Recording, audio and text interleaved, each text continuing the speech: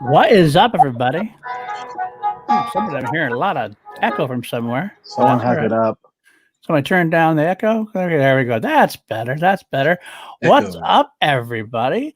Welcome to another edition of Generally Speaking on PLD Projects. I am here with the generals of the Action Army, and we are going to be discussing two tier lists that we've decided because we couldn't find one that really suited our needs. It's been a long time, so thanks for hanging out in the chat while about 15, 20 minutes late as we figured it out.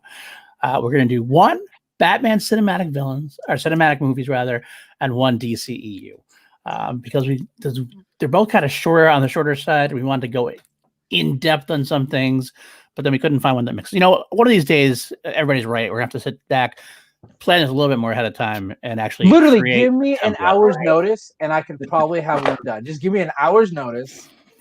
I can probably get one done. It's way too much work. But either way, tonight's DC. Tomorrow, we'll be doing a little earlier. We'll be actually doing Star Wars tier of some kind. I'm still figuring that one out as well. That'll be tomorrow after the action, guys, because we're not doing chilled action tomorrow. So I'm going to have a little spot to fill. So we'll look out for that tomorrow. But first off, let me welcome on to my right, my work side piece, as we call her now. She's not my work wife. My work wife's already somewhere away. So she's my work side piece. Kelsey, how are you doing, girl? Doing good, and I apologize. It's my fault we're late because I went on a rant about how we should do Michael Rosenbaum Smallville, so I could just have to talk about it. I took about an hour to do it. I'm sorry. It's my fault. We will do a Smallville one eventually because I actually like Smallville too. I'm doing my watch through. Of course, I think Kelsey's going to lap me about 5 times before we actually get through it, the way she's going. But that's okay. Next to Kelsey, we got the one and only Buck. How you doing, my friend? Good. All right. Characters here. It's gonna be fun. All right. Sneaking in below, we did wait for him because we couldn't do a Batman or DC one without the king of games himself. Monty, how are you doing, my friend? Oh, great. It's wonderful to be here. It's awesome to have you on. So we're just going to be kick-ass. I know it is. Of course, next to him, we got the one and only Party J. Party J, how are you doing, my friend? Doing good. I'm so excited for this. Nice. Me too. And finally, Mr. Hans and Franz, my fellow Bears fan in misery at this point, but we'll try to struggle through. Oh, you're not that far out for playoffs. Bear down. Playoffs. Yes. Talk about playoffs. Yes. All right. Anyway, what's up, Andres? If you're welcome to join too, Andres, if you want. Last minute, you let me know. I should have tweeted him. I should have tweeted him. I forgot. Let me do that real quick, even though we were live. I will say, let's see. Yeah, you could go ahead and just. I'll just let me get this. Because I think he's really excited about it now. He probably is. Let me do this. Oh, Pat got cut off almost. It's fine. Okay. You can see the Nightwing logo. Well, Paul and I are very cut off as well. This is the way. We are. I'll drop the banner. As long as I can be heard, that's all that matters. There we go. We'll drop the banner. How much muting power do you have, PLD? I have full control over muting. I can mute. I can boot. Actually, Kelsey can do all that. I can too. So we're in good hands, I think. Watch out for Suicide Squad talk when it comes up. Pat, you know I love you. So definitely feeling that right now, Dan. Love it. I'm so thankful to have your friendship in my life. So what we are going to do first is we are going to do the Batman cinematic movies. I just sent Andres the link, so he'll be here in a second. We got the S tier, we got the A tier, the B tier, the C tier, and the fail tier. I think we didn't talk about this board. I think we're not going to bother on, because there's only so many of them. We don't need to list like, it has to have only 5 at S tier. We're just going to rank them as we see them and go from there. Same thing with with the DCEU as well, because it's about the same amount of movies. One thing we do have to note, we are using this one. We weren't sure if this looks like a repeat of some kind for either Dark Knight Rises or something. So we're going to use that as a holding ground or a representative, as we will, of Mask of the Phantasm. So without further ado, as soon as Andres gets here, there he is. I see him right there. There he is. Hello. How's it going, guys? How you doing, man? How you doing? Good. Dude, I saw that you guys were going to be talking about Batman. Like, and you had to have it in there. I get that. We got Batman and DCU. Ferris, you want in? If Ferris wants, I'll send Ferris. Oh, yes. If you check the general chat, I'm positive he put the link in there. I don't know if I did or not. He's going to be harassing me about John Candy opinions. I don't know about that. That's true. Yeah. What is I'm this with like? you, Dan. John, Don't what is this worry. problem with John Candy? John Candy's Love awesome. John Candy. John Candy's I love John amazing. Candy. What's anybody's problem with him? That's No, he Ferris fought- hates him in Planes, Trains, and Automobiles. Just stab me in the heart. Wow, right there. See, he's going to be entering into hostile territory if he comes with that shit over here. I'll tell you that much. So we're not going to wait for Ferris. I put a link in his DM. If he comes on, he comes on. And if not, we'll just go ahead. So why don't we go ahead and get right into it? We got the S tier, the A tier, the B tier, the C tier, and the fail tier. So boom, let's do this. we're starting off with the one and only, the Batman 1966. So as always, if you haven't seen me before, I just put it right in the middle as we start talking about it. So let's worry. Let's not nobody freak out whenever that happens. I love this movie. Me too. Growing up, this was my Batman when I grew up. At this point, I know it's I a lot can't of. remember the last time I saw this, so that's my word on that one. It's the only one I've never seen, so. Oh, This had the villain team up we've all been craving here. yeah. The big rogues gallery gets together. Batman and Robin, Adam West, Burt Ward had to go and fight off his, A tier rogues gallery. Exactly, with the bat shark repellent and everything. Yes. Forgive me. It's been a long time. Is it the TV show or the movie where Adam West is running around with the giant bomb in the air? That's the movie. It's the Yeah. Even better. The very meme it is. The out of consciousness. I don't know if I can keep it in B tier as much as I'd love to, but it's not a fail to me. It's not a fail at all. Because you know what? The thing is, like, it gets a little. A lot of people maybe slam it a little bit for being hokey or campy, but that was the intent. It did exactly what it was intending to do, making a lighthearted, fun movie. Yeah, absolutely. I feel that this movie, more than any of the films here, is a product of the time. Back when we're just we're just going through Vietnam at that point in time, and we wanted something light and fun in our movies back in the 60s, and this is exactly what we needed at that point in time. And it's not terrible by any means. I mean, like, there's some truly great moments in this as well too. I mean, like, one of my favorite moments is Batman at the very end, realizing that Kika is actually Catwoman is Kika, and then he's got like this one little moment where he just disappears into his head and just remembers that last time that he was happy with her, and just knowing that that's not in the cards for them going forward. And then it just leads up to an amazing moment where he's like, oh well, it's nothing, just snap on the back cuffs, and you get Adam West Batman all over again. I absolutely adore this film. Last time I had watched it was right after Adam West had died. Here in LA, they actually had a big tribute for him where they shined a bat signal up in the air in the middle of Hollywood. Oh, that's awesome, man. That's awesome. I love it. And I think all these villains are archetypes for what we see in the future cinematic films. Like, I think there's a lot of influence taken from Lee Merriweather and Burgess Meredith, Frank Gorshin, Cesar Romero. I think a lot of what you see in future films after this do take influence that's pretty noticeable. And I gotta say, I'll be honest, maybe this might be a hot take, but Frank Gorshin is still my Riddler. I love him as Riddler. And he's great. I'm right there with you, dude. I'm right there with you. My favorite thing about Frank Gorshin's Riddler is he has this thing where in the middle of speaking, he has a wind up where he's like, and then we're going to go and drop him into the exploding octopus. Like, it's so good. It's so comic booky. It's probably honestly the best representation of the comics, especially of that time. So I was about to say that this is a time capsule of the comic books at the time. This was the Batman in the DC comic books continuity at the time that the show was airing. It was the Batman in the comics were a lot campier. They made it a lot more kid friendly. They weren't selling as much with the dark and gritty versions of Batman that they had before that. Yeah. And it's surprisingly more iconic than people realize. It's referenced so much in pop culture and even in other Batman continuities like Lego Batman and The Brave and the Bold, that it still has a place in the minds of people even to this day. 100%. I just realized that's not on the list, by the way. The Lego Batman movie. Oh yeah, I didn't. I just realized that. Oh, you're right. Which I would even still count that as a pretty good Batman film. Oh yeah, yeah. Absolutely. Some people say, that it's one of the best ones. Yeah. Yeah, you're not wrong. You're not wrong. I can't add it, unfortunately. I'm not sure if I was here when you guys were talking about it, but Mask of the Phantasm, Sub-Zero. So we are replacing the one after Batman Returns is going to be our placeholder for Mask of the Phantasm. Yeah, the Sub-Zero wasn't theatrically released, so yeah. Sub-Zero was direct to video. Okay, so that's what we're doing. Most of the good ones are. And also, sorry guys, real quick, how am I coming in? Am I coming in okay? Mm-hmm. Yeah. Fine to me. Yep. Fantastic.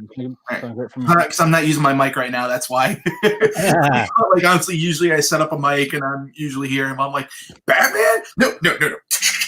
I'm gonna jump in on this one. Okay, I think for now, I'm happy leaving it at B tier. I think. I mean, I get why people would. It's obviously not as realistic and everything else. Movies have gotten better over the time, but I'm very happy with it in B tier at this point. Absolutely, I am too. Okay, so let's move on to Batman '89. F tier. I say F. One of my two favorites of all Batman movies is the thing that introduced Batman. I love this movie so much, so it's S tier for me.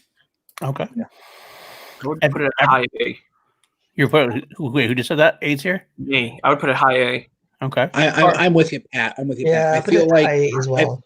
to me, it's propped up by the Keaton and Nicholson performances, and a lot of the rest doesn't hold up. I appreciate a lot of it, but it doesn't quite get to S tier to me. Looking forward to some of the other films coming up. Yeah.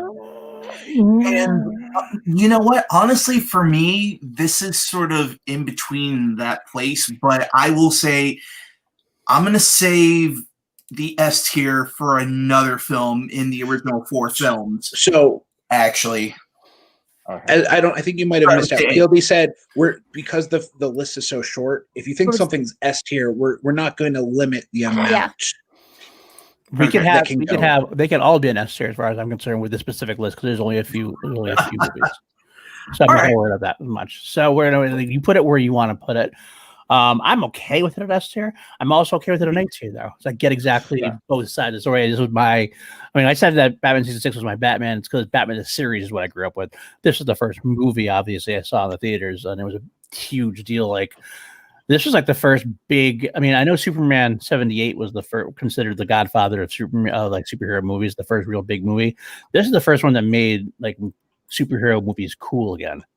In a while, like, there was nothing cool about superhero movies, and then this came out, and people were shaving bat signals in the back of their head. Like it was like this massive swell of like holy shit. And Keaton, despite like I remember when this is like one of those things. Almost seems like every time there's a Batman casting announcement, everybody's like, "What the fuck?" Like I remember Michael fucking Mr. Mom. I would have loved. He kind of got the Heath Ledger treatment. He really did, and the Ben Affleck treatment for a little bit too. To be honest with you, it was that kind of thing. And even you think about his physicality. Still, how did he do it? But he did. He did because he psychologically was a perfect Batman that way, and it was such a great environment. The directing, not cinematography, but the art, the design of the film was so gorgeously comic book. Oh, and you can't overlook Jack Nicholson. I mean, he was quintessential Joker until Heath Ledger came along, and they're very different different performances. Mm-hmm. But like some of his quotes are still as iconic as "Why So Serious?" The "Have you ever danced with the devil in the?" Or the where does he get all these toys? Like, and I'm probably butchering the quotes, but and then the dance scene in the street with Prince, like that scene. Oh, I love that scene. The Prince soundtrack. Yeah, the soundtrack on this movie should make it S tier. I'm convinced. Yeah, I'm cool with S tier. I'm actually cool with it being S tier too. I think it is S tier for me too. It started a movement. I mean, I think it aged a little bit comparatively, but overall, it's still. When you see the effect it had on not just Batman, but comic movies as a whole. I just love the theme. So I love I'm not the biggest fan of Danny Elfman. But the theme in this, I hear it, I get goosebumps. Yeah. It literally brings me back. And Yeah. I love Michael Gough's Alfred. In fact, I actually own a audiobook where it's an audio book adaptation of Nightfall, and it's epic in scale, and it's about 6 hours or so, and it's all done as a radio play. And Michael Gough actually does the voice of Alfred for the entirety of the play, and he's freaking fantastic. And it's one of those things where I feel like the writing on most of the films that he was in didn't take advantage of what an amazing powerhouse actor that he is. And it's looking back on his career, it's just one of those things where you're just like, man, Michael Gough, like if he had Nolan level of writing for Alfred, I think he would have been an amazing Alfred. I agree, 100%. Yeah.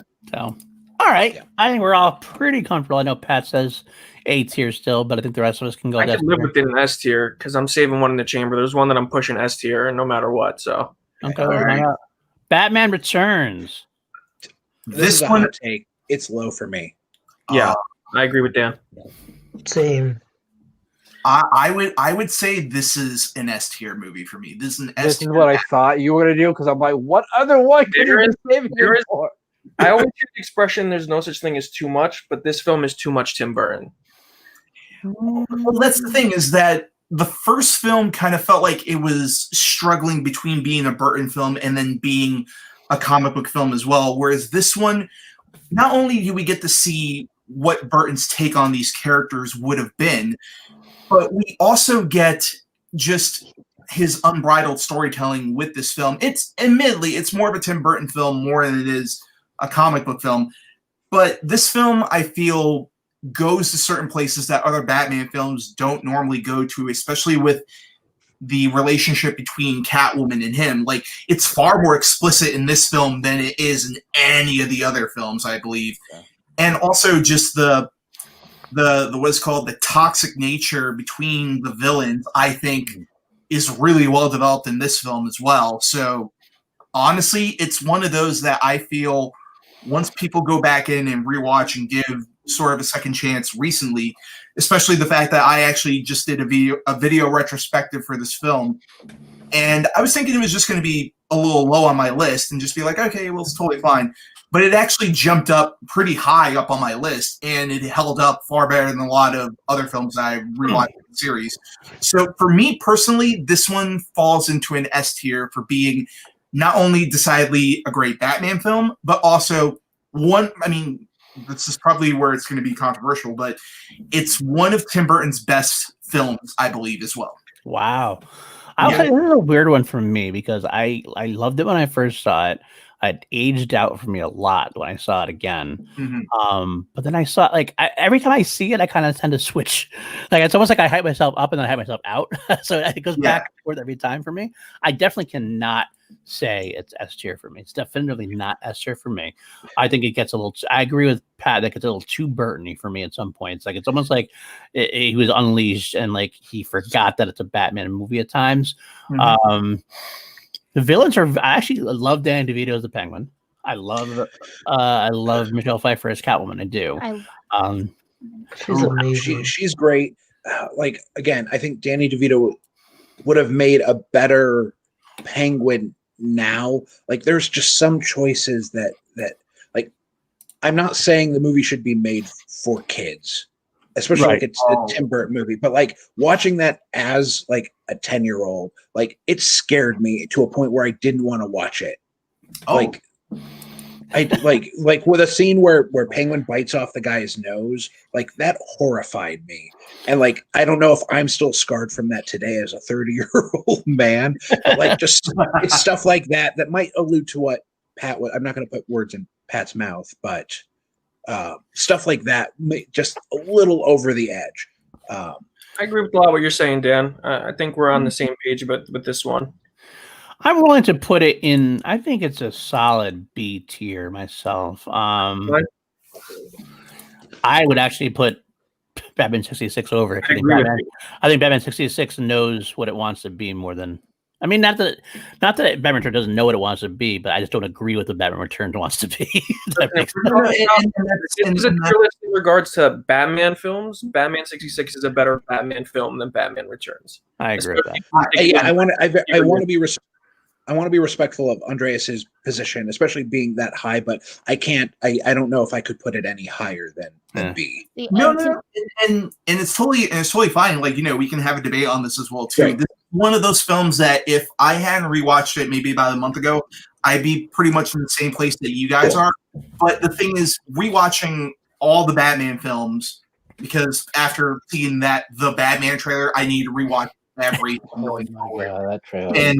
And like the thing is, this one really held up really well for me to the point where me and a buddy of mine, we actually just did entire retrospective and we broke it down in terms of why this one actually ages a lot better than some of the other Batman films, especially today. So personally for me, I get exactly where you guys are coming from, but if you want to put it in B tier, absolutely. And I see the point where Batman 69 is much more of a Batman film as opposed to Returns, which is more of a Burton film, which again I admit, but I love that alternate version of Batman.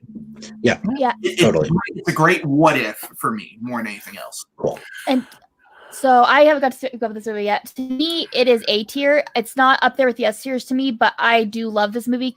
Michelle Pfeiffer as Catwoman is probably one of my favorite female villainous, also semi anti-hero-ish characters ever. It was very influential on me growing up. I love the dark tone, but also I just tend to like that in film in general. So to me, it's A tier. So I just wanted to put that out there. That explains a lot. No, yeah. Explains a lot. And I think and again, anything I've said is not a discredit on Michelle Pfeiffer. It's an iconic role, and I think she's great in it. It's just it didn't outweigh the rest. Oh no, and I totally agree with that. But again, I'm going to agree with you, Kelsey. Michelle Pfeiffer is phenomenal in this film. Like, it's probably one of my favorite performances in any comic film, just in terms of just how like the switch she does from being the I just figured that your cat's name was Geraldo to the that's my name, Max, don't wear it out, like like that to me when I'm writing a character or when I'm writing a female character, that's the template that pops up in my head. I love Michelle Pfeiffer's Catwoman so much. This is actually hanging above my bed. Love it. Nice. Love it. Wow. And it actually glows in the dark too, so it does do the hell here when it's all nighttime. So yeah, no, it's one of those things where Michelle Pfeiffer's Catwoman, absolutely iconic in so many ways. I don't think any other Catwoman has even come close to beating that interpretation in terms of how flashy, in terms of how defined that character is.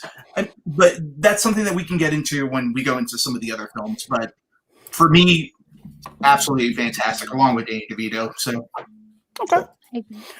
All right, let me get this back on screen for us. All right. So then, Mask of the Phantasm, then. Mask of the Phantasm. We're going to use this for that one. I have not seen this. I know that's a shock for some people. Wait, really? I have not seen this movie, and I would like to at some point. I've tried, guys. Certainly worth it.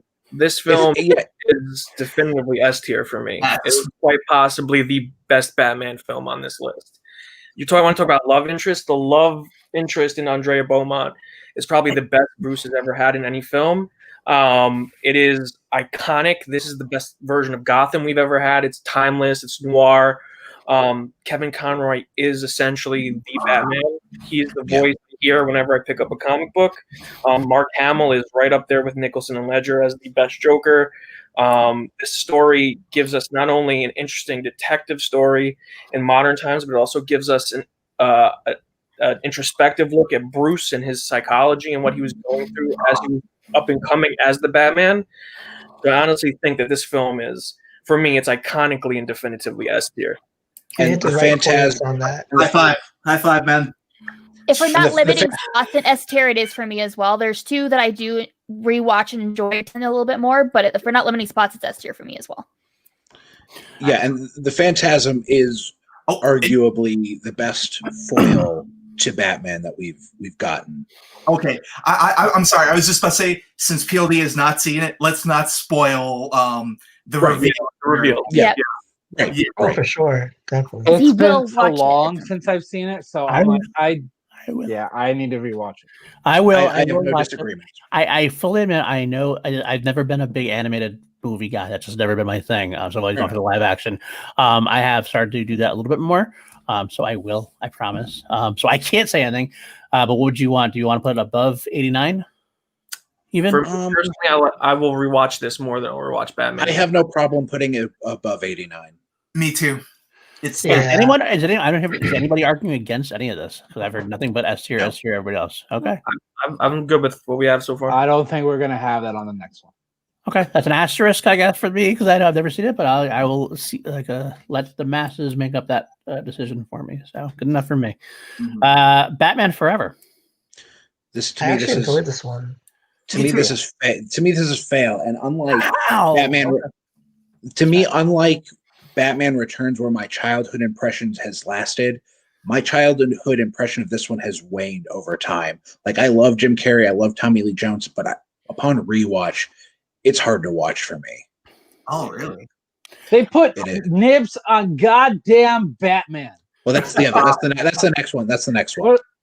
You sure? I thought it I'm started positive. I'm with- positive. Definitely has They do it in this one, but in the finale. yeah. Oh, do they? Okay. Okay. Yeah, I was almost certain it was Schumacher who started. I'm like, oh my gosh. You know what? The more I watch this film, the more I've come to just think of it as like a fun movie. It's definitely not C tier. I'd probably put it above fail, but I think it's definitely an enjoyable Batman movie as opposed to two other ones on this list, which I think are absolute garbage. I will say that I'm actually a sucker for this movie a little bit. I'm right there with you, PLD. There was one point where I did love it. I will say, like, I do think that Jim Carrey's Riddler is it's actually more of a Joker than a Riddler. That's what I felt like Jim Carrey was actually trying to play the Joker with the role. But Especially at the end. Yeah, especially at the end. We got more and more psychotic, more and more like crazy Joker. I actually liked Val Kilmer as Bruce Wayne. I thought he made a very good Playboy, better than Keaton was that way, better than any of them, John. I think he might be my favorite Bruce Wayne. I like his Bruce Wayne. I don't like his Batman. I thought there was some chemistry between him and Kidman. Yeah, I get that. I go with that. I actually love the artwork. I like Schumacher's direction for the most part on this. I know it is a little cheesy at some points, and definitely, I don't know what the word is I'm looking for this. I know it's not as well liked. I do know that, but for some reason, I can put this on and have a lot of fun with it. Even though Jim Carrey is not a great Riddler, he's still very fun and entertaining in the movie. I do like Seal's song in the movie, though. I love the U2 song. I love the song. Oh, yeah. I love the soundtrack. Kiss from a Rose. I love that. It's amazing that this is what like made it soar. I think we have to talk about how bad Tom Lee Jones is as Two-Face, though. Oh, I hate him as Two-Face. I Tommy really Jones do. When we had the perfect Two-Face in the freaking '89 film. I mean, wow, a Billy billion. D. We had Billy D. I mean, Would've been- the fact that he flips his coin to get the results that he wants. He continuously flips his coin to get the result that he wants is just so. No, not Harvey Dent's character. I wish the film took off like how they showed like the origin of Harvey Dent and like extrapolated on that more than like what we actually got. Like that origin scene that it showed Batman trying to save Harvey Dent at the beginning looked like a way more interesting film to me. I agree. Absolutely. And for me, Batman Forever, I absolutely adore this film, but it is not perfect.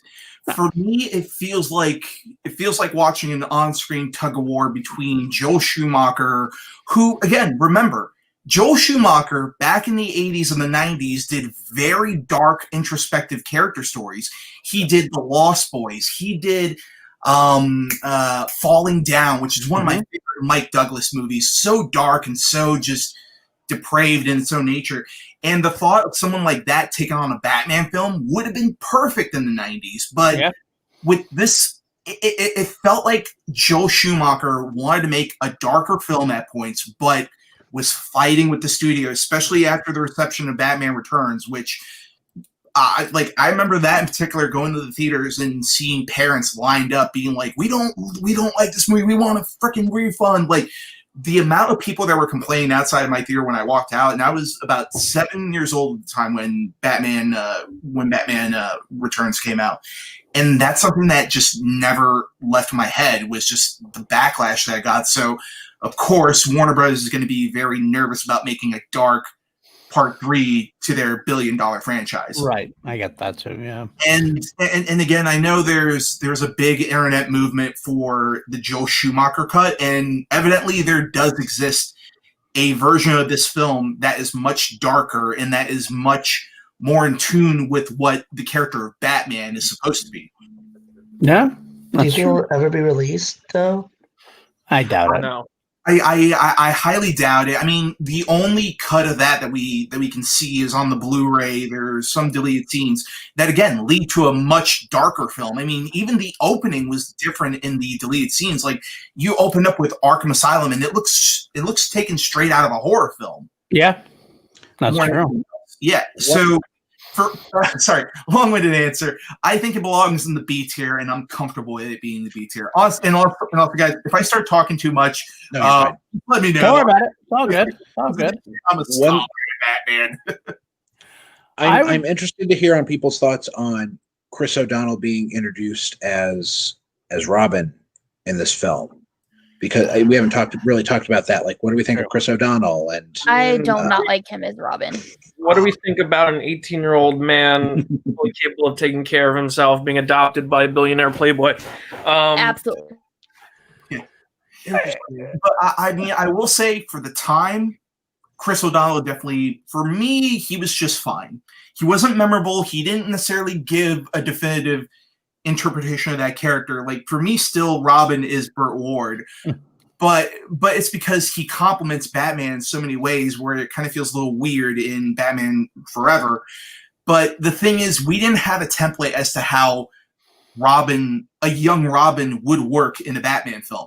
I mean, now you have stuff like Kick-Ass. You have stuff like other films where kids are starting to kick more ass in films. And we just never had that at that point in time in the 90s. So again, I think they're the product of the time. But for the time, for aging Robin up, I think that was a good choice, but I'm not particularly in love with Chris O'Donnell. Here's the thing: even if they aged him up, they could have still gave him Dick Grayson's personality, which he doesn't have at all. He's much more in line with a more serious Robin, and this is not a more serious Batman film. If this is a lighter, he's more like a precursor to what Jason Todd. Yeah, exactly. He really is Jason Todd. I agree with that. It doesn't even have any sort of resonance of Dick Grayson at all.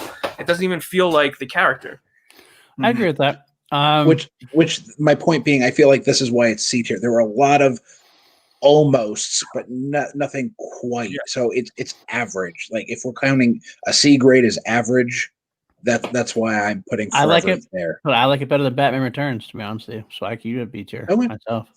I mean, I'm fine with it being on B tier because I also like it better than Batman Returns. I'll probably watch this before I watch Batman Returns again. Sure. What about versus Batman 66? To be honest with you, I'd probably watch 66 before this. I think it's good right where it is. Okay. I'm okay with that. Like, I'm following it. It's a Batman movie, so I'm gonna always be watching it. Regardless of how bad it is, I will always watch a Batman movie.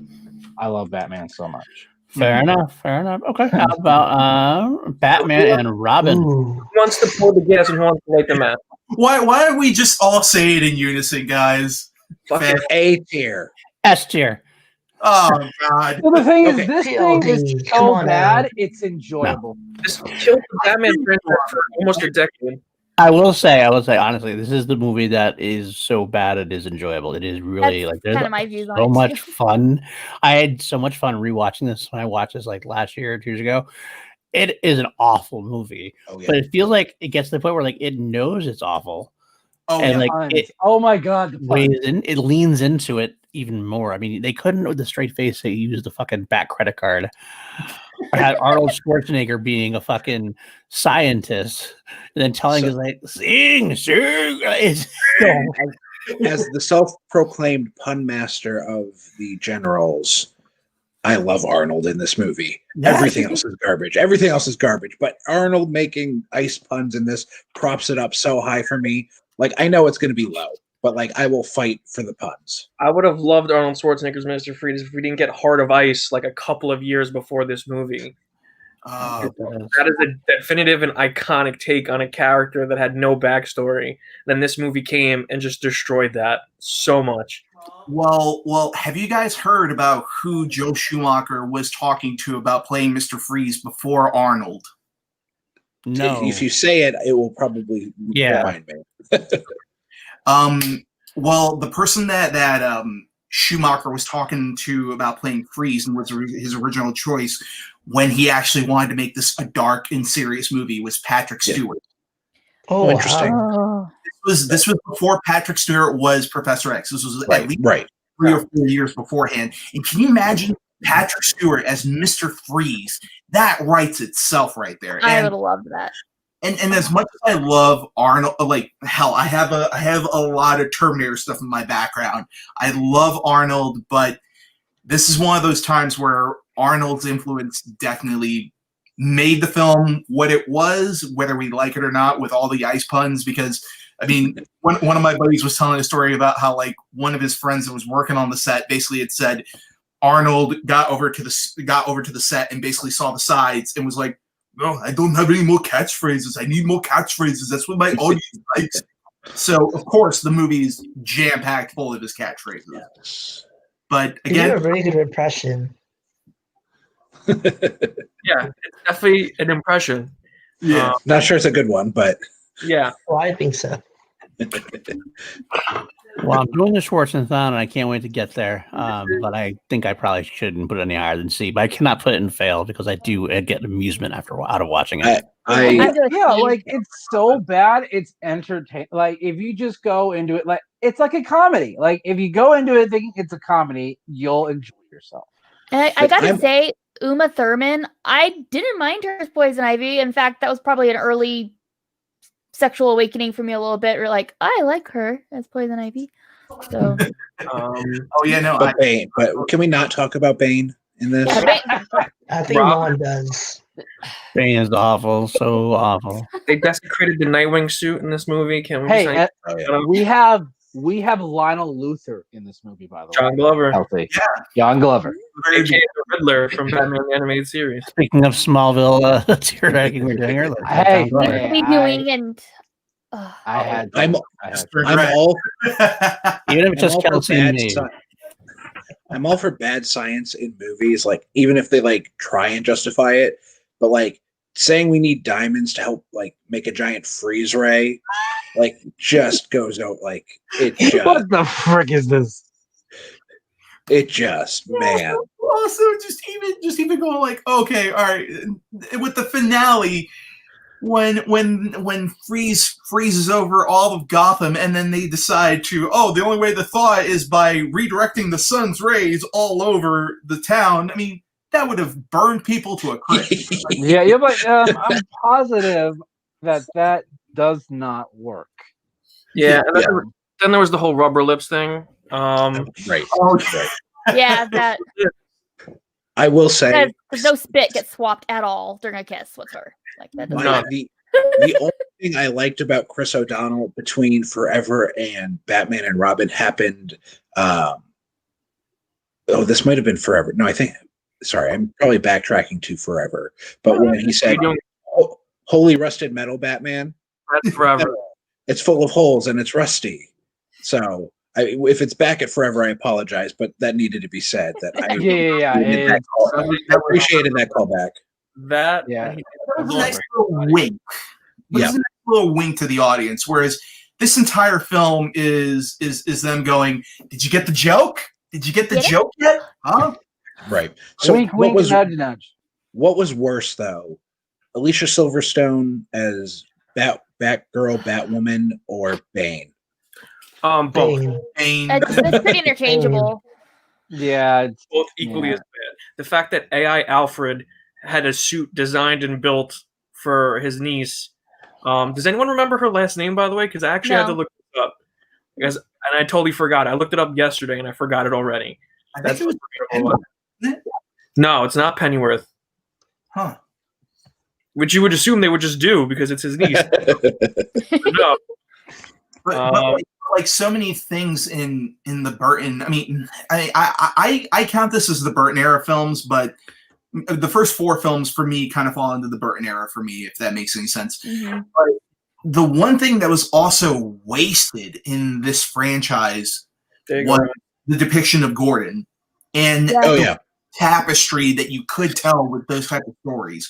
And again, it would have made more sense if they stuck to the comics in this sense, but I don't know. It was just really weird to just have all of a sudden Barbara just be a long lost relative of Alfred's and just have her show up at the doorstep. Which again, the other thing too was George Clooney as Bruce. I think he could have done a great job. Yeah. But the writing just wasn't there. Yeah. He wasn't the sociopathic Batman that we've seen in other films. Even with Tim Burton's Batman films, we saw moments where he truly seemed unhinged, and he truly seemed like he wasn't picking up social cues in terms of like, there he is, he's back. Sorry, I had to do this real quick, but we're good. We're good to go. Moving on to the next one, I assume, at this point. Yeah, we can stop talking about Barbara Wilson. Thank you, Ryan. Yes, thank you. That was what I remember. I remember it was Barbara Wilson. Oh my god. Next one is Batman Begins. Is my favorite Batman. It's my favorite Batman movie. This I is love gotta this be number movie. one. This is my number one. Me too. Well, it's tied with one other one. So, is there anybody who says Batman Begins is not S tier? I mean, I'd put it A tier. I think it was a great, I think it's just a bias against origin stories. We've seen in origin stories how many times, and this is a very good one. Don't kid me wrong. I just think there's a movie that I would put in this trilogy. I'd put ahead of it, which I'm sure hard to guess, but I think it is an A movie. Some good stuff. You don't really get the iconic villains, which might be an argument why it's so good, because you don't have these iconic A-class rogues gallery. But I think with the original Rachel Dawes, the name's escaping me. Katie Holmes. Yeah, Katie Holmes. That drops it a little bit. Just I don't have a lot of knocks on it, but there's not a lot that say this is the standout. I think it's very, very good. Man, Tom Wilkinson. I mean, Carmine Falcone. And I do think Liam Neeson's portrayal of Ra's al Ghul is pretty iconic. I mean, people remember. But again, for the lay person, Ra's al Ghul is not that A-class rogues gallery to me. But as a movie villain, he's iconic villain of this movie. Yeah, and sorry. I just want to say thank you both for calling him Raish, because that's what Nolan got wrong. That's my one knock film is it's Ra's al Ghul, not Raz. Yeah, I hate that caught on, but anyway. So, in regards to that, what I've heard is that depending if you know him or you don't know him, is how it's pronounced. Mm-hmm. That was always an interesting thought. But I wanted to say back to the rogue gallery thing. Scarecrow was one of my top 3 favorite rogues gallery. I love Scarecrow as a character, and Murphy was, I thought, just spot on Cassie. I just thought thank you, Robert. Yeah, Robert. I just that's probably why that movie's so high for me. I love the Ra's al Ghul storyline like that, but Scarecrow, I love his portrayal of Scarecrow so much. I'm gonna say it, this is the best out of this trilogy. This is the best Batman movie. Yes. This is out of all 3 of these films, Really? this film focuses solely on Batman, his psychology, his origin story, what drives him, what makes him the man he is, and what drives him going forward. And I think no other film in this franchise does that to Batman and Bruce as well as Batman Begins. Mm-hmm. No, absolutely, I agree. And the other thing that this film did differently was, if you go back and you rewatch the film, Batman doesn't even appear until maybe about an hour and 10 minutes into the film. Yep. But the entire time that we're watching the film, that's not in our heads. We're not waiting for Batman to show up because we're so invested in Bruce as a character. And also, I mean, we spoke about this during our Chill to Action, was who is the best Batman between my personal favorite was Bale, because I feel he nailed that playboy aspect, but he also nailed the tortured soul aspect as well too. I mean, the one thing that they had changed in the script that I had read for this film was that in the moment where during the Carmine Falcone trial scene where the Joe Chill trial scene where there's Bruce sitting there with a gun waiting for Joe to walk. In the original script, it was actually written that he was going to blow his brains out in front of everybody because he was so emotionally distraught that there was nothing he could do if he goes loose. And just the thought of Christian Bale being able to play that sequence, it's a wonderful what if, but the thing is that I believe Bale is one of those few actors that could have carried not only again, like I said, the playboy aspect, but also the unhealthy state of mind that one goes in when this type of stuff happens. Yeah. So, yeah, absolutely. Yeah, Bale actually has the privilege of playing 3 versions of the character because he plays the Playboy Bruce, the actual Bruce, and then Batman. So, like a lot of these people, he actually plays 3 different characters. Yeah. The real 3 faces of Batman, so to speak. Yeah. All right, I'm agreeing with S tier. I'm fine with S tier. I'm not going to fight you. Higher on S tier in my.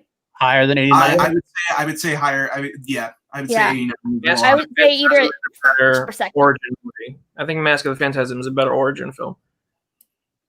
I think they both work in their own retrospective ways. I feel that Batman Begins is much more earnest telling of the origin story, whereas I feel Mask of the Phantasm has so much more emotional resonance. In terms of my favorite scene in all of Mask of the Phantasm is when he's talking to his parents' grave, begging for them to say is it okay if I give up being Batman? And you've never seen that in a Batman film where he's truly struggling whether or not to take on this mantle.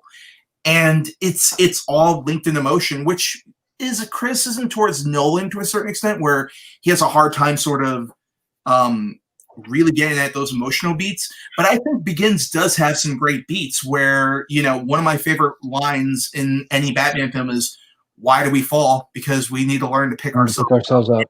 It's such a great movie, but I see the criticisms for both why Phantasm is a better origin story, but I think they both work in their own retrospective ways, I think.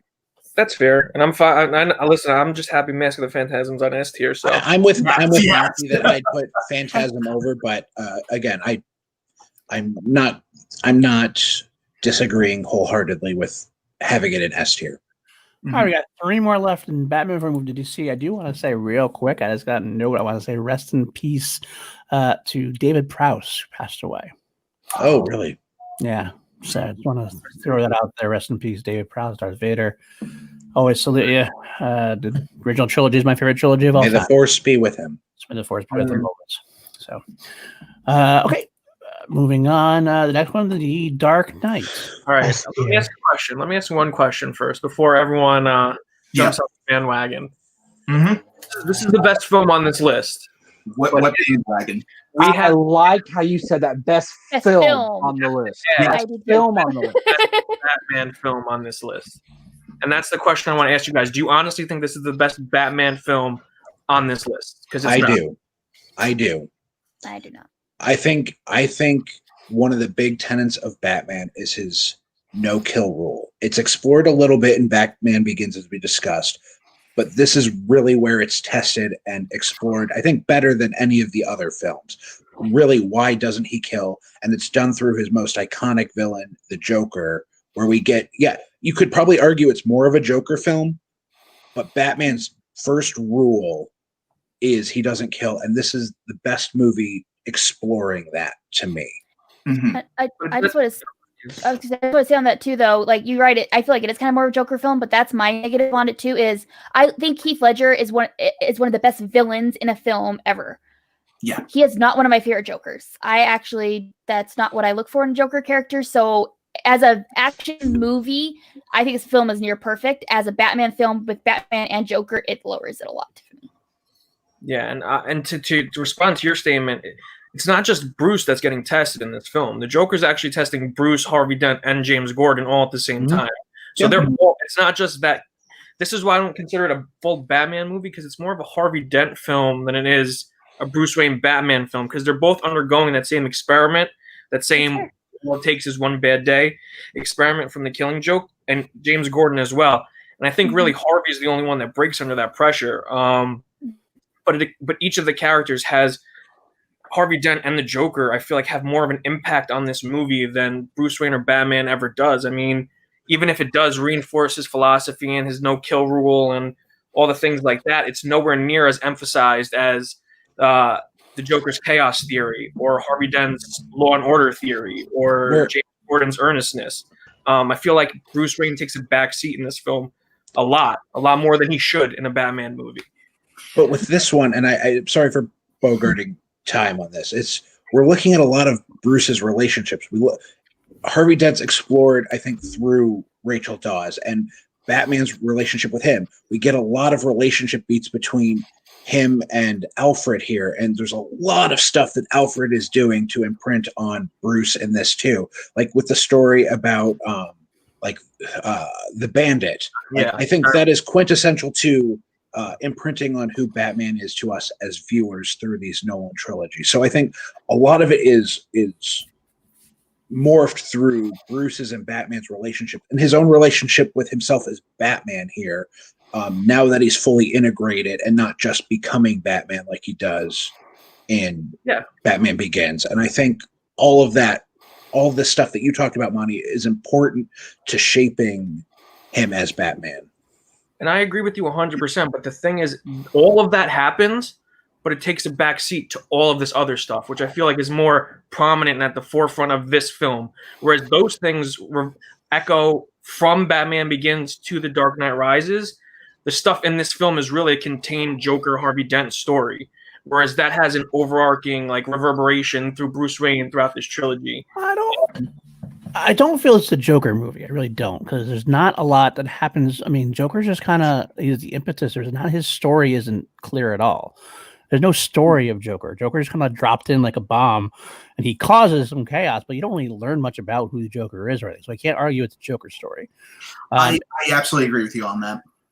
I would argue I do see the Harvey Dent. I do think it's more of a Harvey Dent movie than a Batman movie potentially, so I can get that side of it. As far as does Bruce Wayne grow between Batman Begins and through Dark Knight by the end of the Dark Knight, I think he does. But I do think Batman Begins is a better movie for Batman. I absolutely agree, and I know that this movie has gotten a lot of criticisms for, again, what we're saying that Bruce doesn't necessarily grow in this film. I think he does. And the big key aspect is that the entirety of the first film and the entirety of this film is the theme of he's not going to break his one rule. And you have the scene where Alfred is in the cave and telling him, if you're going to be doing this, something's going to go wrong. Like, the idea of going to face Gotham's worst criminals in one of the worst metropolitan disasters in comic history and not take a single life, that's almost a fool's errand. That's just insanity. But that's the reason why we love Batman. And the big thing he had to do by the end of this, he had to kill Harvey Dent. He had to make a choice. But the other thing with people with the statement that this is more of a Joker film, I actually disagree. I agree with PLD, but I disagree that it's not a Joker film. Joker has the more flashier of all the roles in the film, absolutely. And he has some of the more better moments. But when you really look at the film is almost 2 hours and 30. And I remember doing a timing of this back in film school and trying to see how much time he has total throughout the film. He has less than 10 minutes of screen time in a 2.5 hour film. Yeah. But his impact lasted all throughout.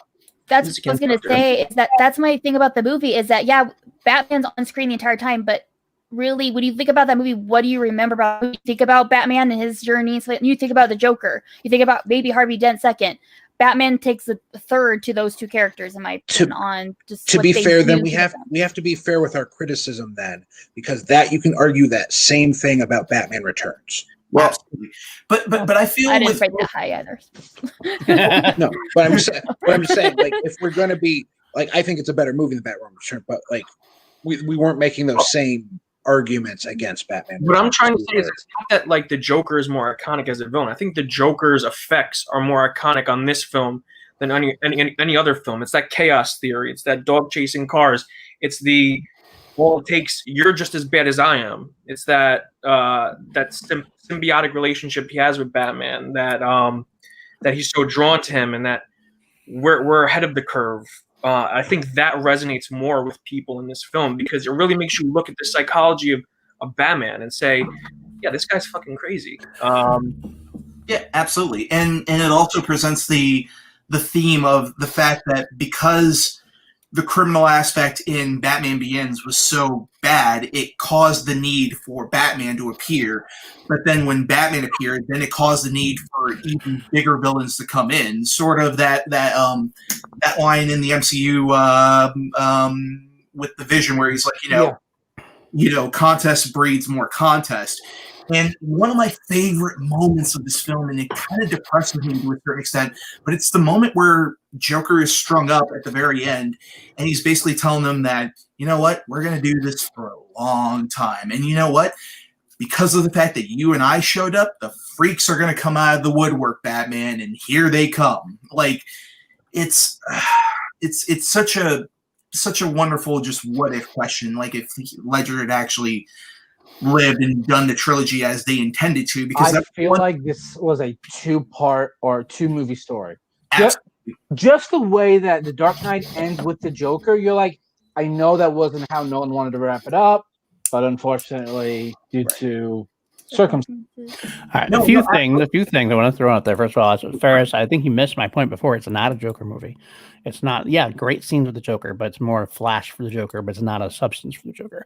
A couple things I want to bring up also real quick is how much does Heath Ledger's death influence people's view on this movie? B, and we'll get back there. B, Maggie Gyllenhaal, I love her, but I hated her in this. I think she's awful in this movie. I will disagree with you. I will disagree with you there. I thought she was awful in this movie. To be honest with you, I did not like her from the moment. I don't know if it was because she was replacing a character. Not that I loved Katie Holmes in the first one. I'll be honest with you, she was fine, adequate. I just felt like she did. I mean, it might have been the writing too, but I got nothing from her in this. She was just kind of like this very blank slate kind of character to me. I felt like she was used just to have Harvey be. I felt like that is the only purpose for her in this movie for me. She just made such bad acting choices. Like even that scene where she goes, I know these briefs, I could run these briefs with my eyes closed, Harvey. It's just so awkward and clunky. The dialogue and the way she puts it awful. Right. That party scene with her and the Joker. Well, do you want to baseball on this? Yeah, go ahead. Something. Well, we had spoken about this, but just in case for anybody who doesn't know, this was actually the first set that I worked on back in 2000. Yeah. Cool. Was The Dark Knight, and the one thing that I did hear constantly on the set was that the other person that Nolan was talking to replace Katie Holmes was actually Rachel McAdams. Oh, it would have been so much better. So much better. And again, that was Rachel McAdams coming off of Mean Girls and coming off of The Notebook and all that sort of stuff.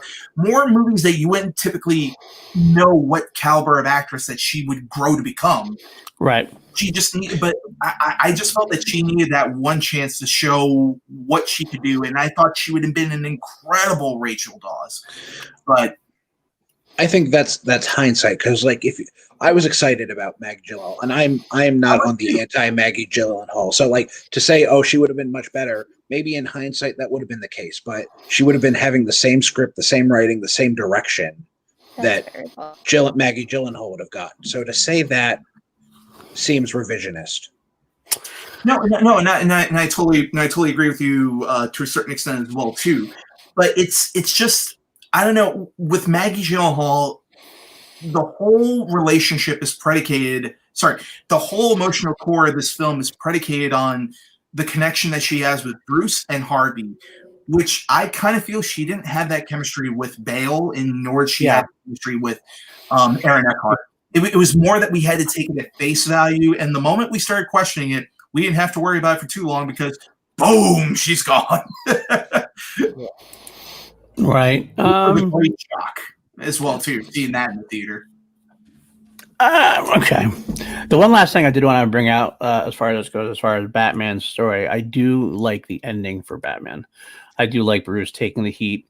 And again, this is where it would have led to the better thing than they did because of Heath Ledger's death. But that did make me appreciate the Bruce Wayne aspect of the story more. But I think at the end of the day, we're done talking about at this point. I think for the most part, I put it at A tier myself.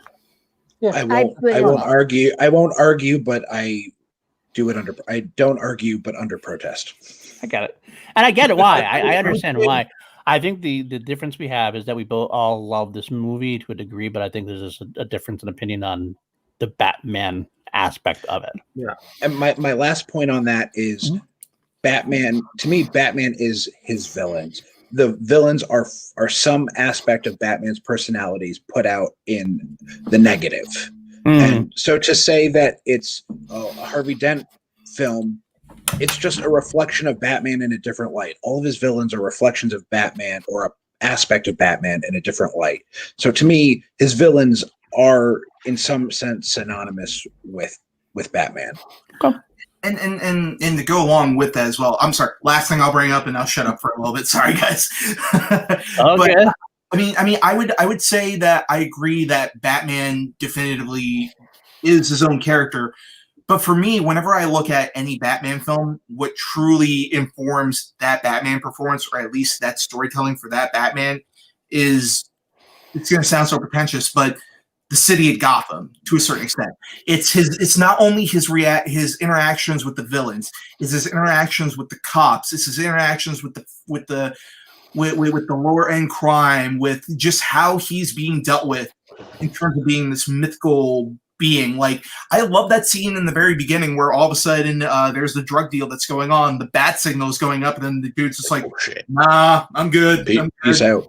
Yeah, but the thing too is that this film, and one thing that gets particularly over, we haven't even talked about it for Batman Begins, and neither for Dark Knight, but Gary Oldman's Commissioner Gordon is freaking fantastic in both films. He is. Yeah, and he has bigger moments in Dark Knight as well, where one of my favorite scenes is when he saves Batman. Yeah. Batman would have totally gotten his head blown off, guys, if it wasn't for James Gordon coming in at the last second. Nod to Long Halloween. Yeah, absolutely. And that's why I feel works about the character of Batman is that it's not necessarily just him doing all the work, but it's him sort of inspiring everybody else to come in and take their part, because Batman is not supposed to be the answer. He's supposed to be the push for Gotham to go in the right direction. The spark plug.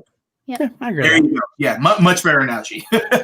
and again, not to say this should influence where it is on the ranking, but really the first film shot like big blockbuster shot in IMAX and showing the scope of Gotham, and that shouldn't go over, go unmentioned just how impressive that was, especially that opening scene, seeing the Chicago scape. I have to say, this film the Gotham in Begins feels more iconic to me than the Gotham in the Dark Knight. It was more stylized. It was more of what the comic kind of was, and started presenting us an alternate universe of what this city would look like. Whereas Dark Knight, it's hands down in Chicago. You literally walk down the street in Chicago. Right. I can't look at certain shots in this film without going, "Oh, look, there's the post office. Oh, look, there's the bank. Oh, look, there's the the shopping district." Like, it's basically, for anybody that hasn't been to Chicago, it's Gotham City, but it feels more connected to the real world than the first film was. And I think that's both a strength and a detriment to the film. Mm-hmm. Yeah. All right. I think we should move on from this at this point. We can go all night. We're going to go on to Batman Rise. Before I do Dark Knight Rises, I do have a stream lab from Joseph Boros Prince that wasn't promised. Related to this, I waited for this specifically. He says Rises is S tier. thank you for the donation, and I'll keep that under advisement. Let's start talking Dark Knight Rises. I'm actually a big fan of this film. I'm a big fan of this film. I can't stand that third act. I love the whole thing. I love the third acting too. I love everything about it. How quickly he heals from a broken back and comes back and is able to defeat Bane so quickly. I just can't. Which, by the way, you said it first, Bane. I'm gonna try so hard just to not do the voice, but I love the Bane voice. Here's the thing. I liked Bane in this movie for like 2/3 of the movie, and I want to apologize to Joe personally on camera. Joe, I'm sorry. This is not S tier. It's not S tier. Don't apologize. Bane was doing so well up until they decided to make him a flunky. Like, you spent the whole movie building up this main antagonist, this physical and mental threat for Batman, this tactician that broke the bat. And then at the end of the movie, you're just like, he's just really just like puppy love henchman to Talia al Ghul. No big deal. Exactly. And there are I love how everyone called it. Oh, she's Talia. She's Talia. Nope. Some of the set photos were taken, and she was in the tunic. It was like Talia. Yeah, 100%. And there are so many blatant holes of logic in this film that are so like unignorable. It takes you out of the film right away. Like, how does Bruce get back into Gotham? Like, from wherever the hole was. Like, how does he charter a plane? He's fucking Batman, man. Yeah, he's fucking Batman. Listen, no one loves to use that argument more He than merely me. adopted the dark, PLD. No, Bane was born in it. But, yeah. I literally love to use that argument, but it makes no sense. Because he's a motherfucking. I'll tell you, I love this film. Oh God, I do love this film a lot. I said that I love all three acts. I'm not blind to its faults, so I will not argue it for S tier because it couldn't be S tier. But I still, even though it's faults, I still love the action. I love the No Man's Land. The attempt to do No Man's Land basically in a way, which is way because I love that storyline. I love a lot. I love Gordon in this film. I think Gordon is again really well done in this film.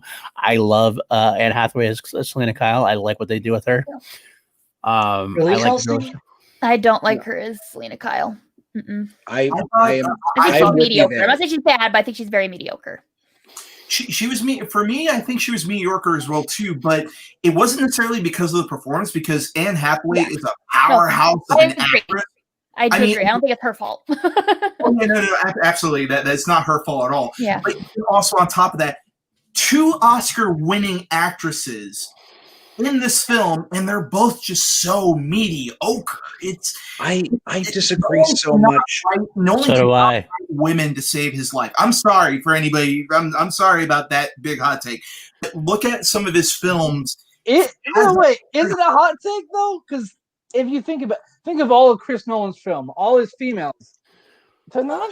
They're really not. I'm not going to argue about. I'm not going to argue about Marion Cotillard. I won't either. Yeah, but the scene I go to is that opening one where she's pretending to be the waitress and fake. Like, that is pure Catwoman. You get the thief, the actress, and that potential kind of flirtatiousness. Which again, it's a different performance in Melchor. I'm not trying to compare them, but you get the elements of Catwoman all in that scene alone. And also, I would add. Go ahead. I do agree, but I think part of the reason why is her physicality character is awesome, which is a lot of that with the sneaking around, the movements, things like that. But when she opens her mouth with the dialogue, that's when I like. It's probably writing because it's just I don't feel Selena Kyle. I felt like it was Selena Kyle the whole way. I love the like the scene where in the bar. She's turning over the evidence. Then she starts like the fake screaming. Oh God! And he walks out and just moves on. And it just, I love her attitude. I think her attitude is very spot on for Selena Kyle. Even the turning at the end there, where you know she's going to come back, you kind of get that hint, but it's for the right Catwoman-y reasons. I felt. I mean, and it was a MacGuffin, her coming in, blowing away. But like, I love that scene where like she has no problem killing. She'll blow Bane away. No problem. So I get the faults, but it's more of a guilty pleasure for me, I guess. But I do love this movie, and I can watch it anytime anyway. So It's my But I have third one favorite. Hold on. It's not my third favorite. Fourth. So PLD. So I have one question for you about this. go ahead. Do you feel in charge? The thing is, I am in charge because I could just do this, and you couldn't Don't do do a that. damn thing, Well, and you could don't do do a damn thing about it if I wanted. Don't do that. I will It give you does. guys one thing. This is a better The Dark Knight Returns adaptation than this next film that we're about to discuss. Yeah. There you go. Wait, Okay. no, do we need to discuss that one here, or should we just do it on our next list? We we do can do have it to on discuss it here and there because it's two different things. Yeah, we can just talk Batman's role in this. a and we can Batman talk- film, a I Batman can- film versus a DCEU film. On But we'll good get there. conscience. Hold on. If we're having, Hold on. Wait. Let's finish out where we're putting Dark Knight Rises. oh, that's what that was going to I'm actually fine with it there. You I'm guys are fine fine. with it there too. Are you okay with that? No, if we're having Dark Knight at A tier, I will protest, and I kept my mouth shut and did not fight for an S tier. I think it at least has to be B tier. It can be first B. It can be first B tier. I don't care. Dan, But- I'm with you for Oh. one simple fact. John Robin Blake. Put it in B tier. Oh, don't even. Yeah.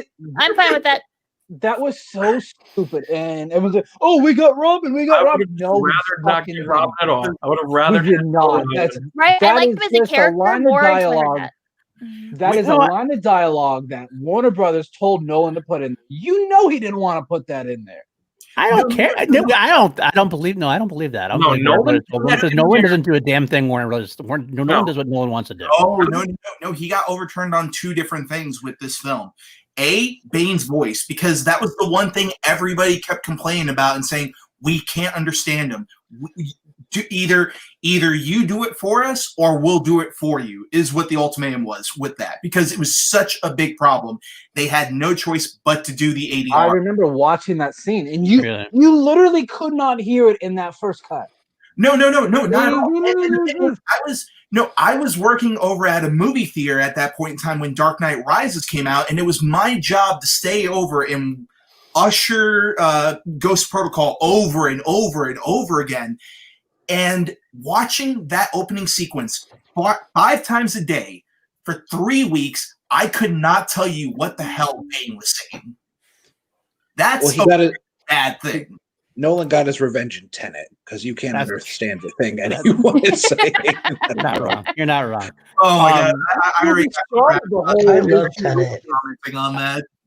I will just say also, last thing out, I didn't care about the Robin line at all. It didn't bother me because the trilogy was ending. Nolan was done with the Batman movies. It was all over anyway. So to me, it had everybody got bothered by this. That didn't bother me at all because at the end of the day, it doesn't matter. It just didn't matter. Robin. It's kind of like Well, if it doesn't matter, why did you even put it in there? You want to know why it bothered me? I'll tell you why Nolan did it. Because Nolan, in every interview since Batman Begins, was asked when Robin was going to be introduced in these films. Right. And he hated it. Yeah, exactly. It doesn't make sense with this Batman. So this doesn't make sense. Of giving the middle finger to all those people who asked him about Robin and to all the Robin fans, which I am. And to me, it's disrespectful. So B tier. No. I don't think it is disrespectful. I think it fits exactly in this thing because you're not going to have a Robin. If Batman's not going to be there to have someone replace Just call him him. Dick Grayson then. Don't call him John Blake. Just call him Dick Grayson. Dick Grayson wants a cop. No. But that's the thing. Again, I'm going to give you another insider exclusive on this one. There were test screenings done for this film where the name that was said at the very end was Dick Grayson, but the problem is that the audience didn't know who that was. So when you say Dick Grayson to a big audience who's more familiar with that character's name as Robin, they're just going to be like, well, it flew over their heads. So they had no idea what the hell that was. So why not just name him Dick Grayson from the beginning? What? Because then you don't need the reveal at the end. Why not just name him Dick Grayson from the beginning? And you don't need a reveal at the end because he's just a cop. Well, I think the idea with that would be that like if you named him Dick Grayson from the beginning, the comic book nerd would be waiting for him to turn into Robin the whole time anyway. Yeah. Potentially. God, you know what? Fine, guys. Whatever. It's fine. I'm with you there, Pat. I'm with you. I would have just been happy with a cop Dick Grayson that was like Dick Grayson. I mean, What fun. I I just wrote a didn't- name you had. I don't know much about the character. It's fun. Characters. So I know where you're coming from with that. He's such an underused character. I'm so disappointed that Adam, what's his name, the guy who did the Lego Batman film, was supposed to do a Nightwing film and it just fell apart. Yeah. Yeah, I was really excited for that one because we haven't gotten a correct Robin Nightwing Ever. in cinematic form.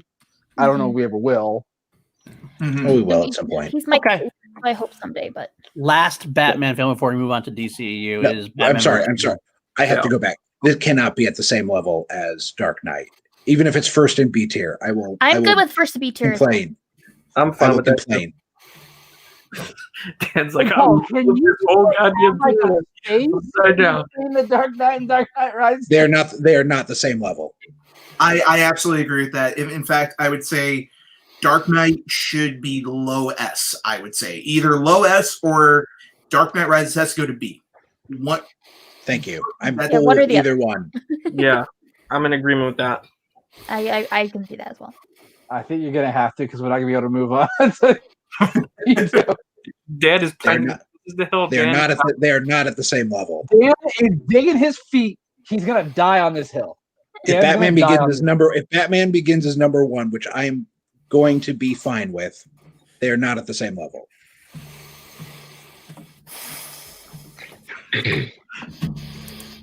I will let you choose. I will let you choose one or the other. Wow.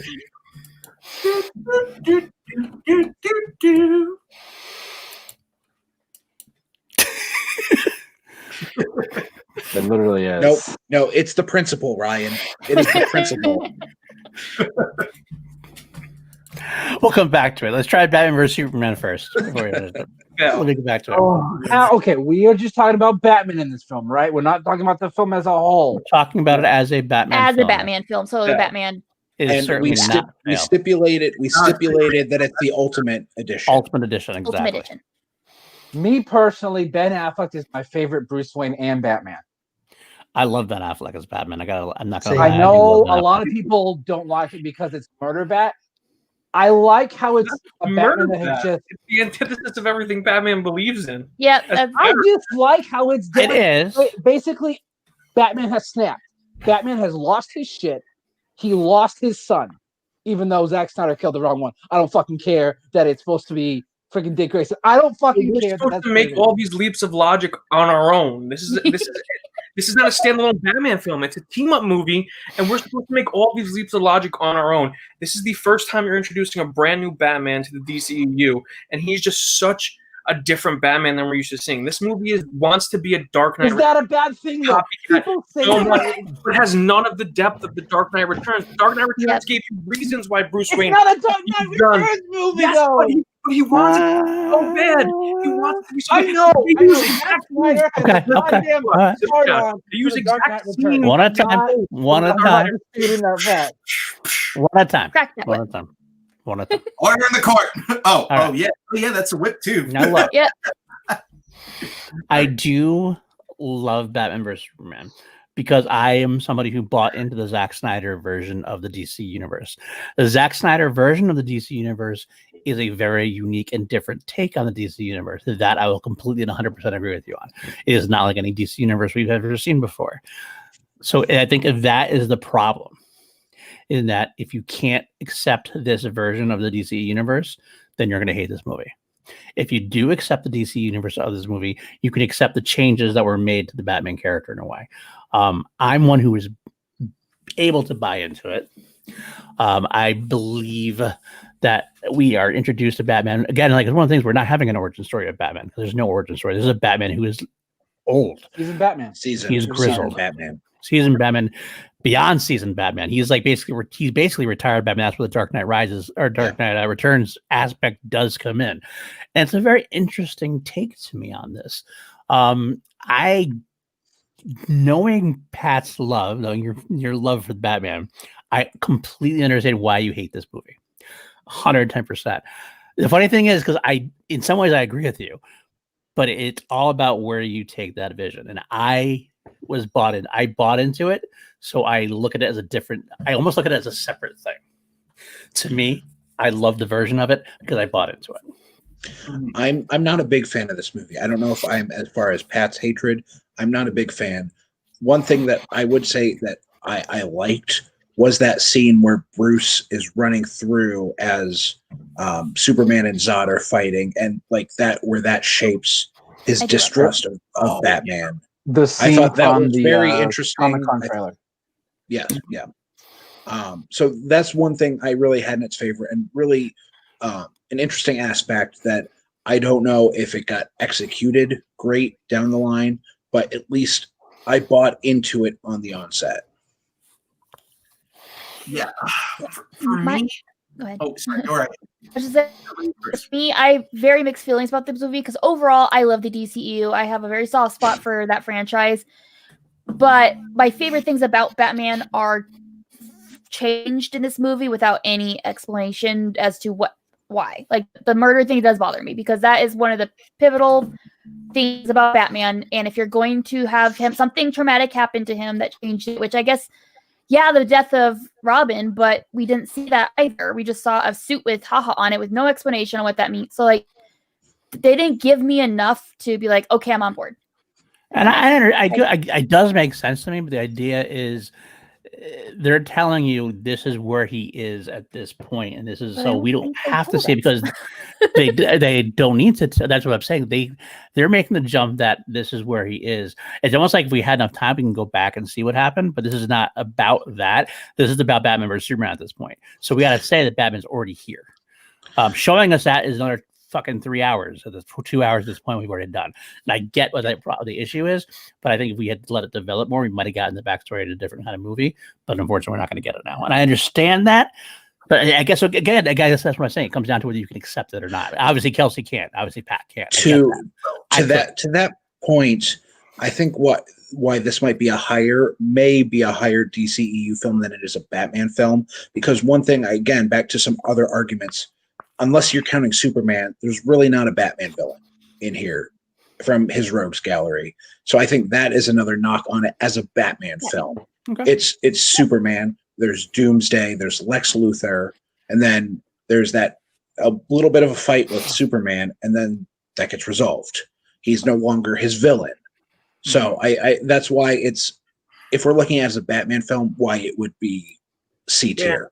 Yeah. Another reason. Did that fight get resolved? I don't remember. You know what? I'm gonna agree. As much as for me, this film, I don't necessarily hate it nor love it. For me, I'm gonna have a hot take on this film, and that's the Ultimate Cut is a better Superman film, but the Ultimate Cut is actually a worse Batman film for me, for only one particular reason. And that is, I mean, I don't know if you heard Mike Kalinowski's whole thing on Rotten Tomatoes about how Batman is morally bankrupt in the beginning of the film, and it's that Martha moment that brings him back from the brink of that moment of just being like, "Holy crap, I've become this monster." That to me plays better in the theatrical cut, because in the theatrical cut, he's not necessarily killing people left and right, whereas in the Ultimate Cut, he's throwing boxes on the people and he's busting their heads open. He's mowing people down in the theatrical cut. From the Batwing, he's literally mowing people down. From the Batmobile, he is pancaking people to death. He's definitely on a murder spree. He's on a murder spree before he goes to rescue Martha, and then after he has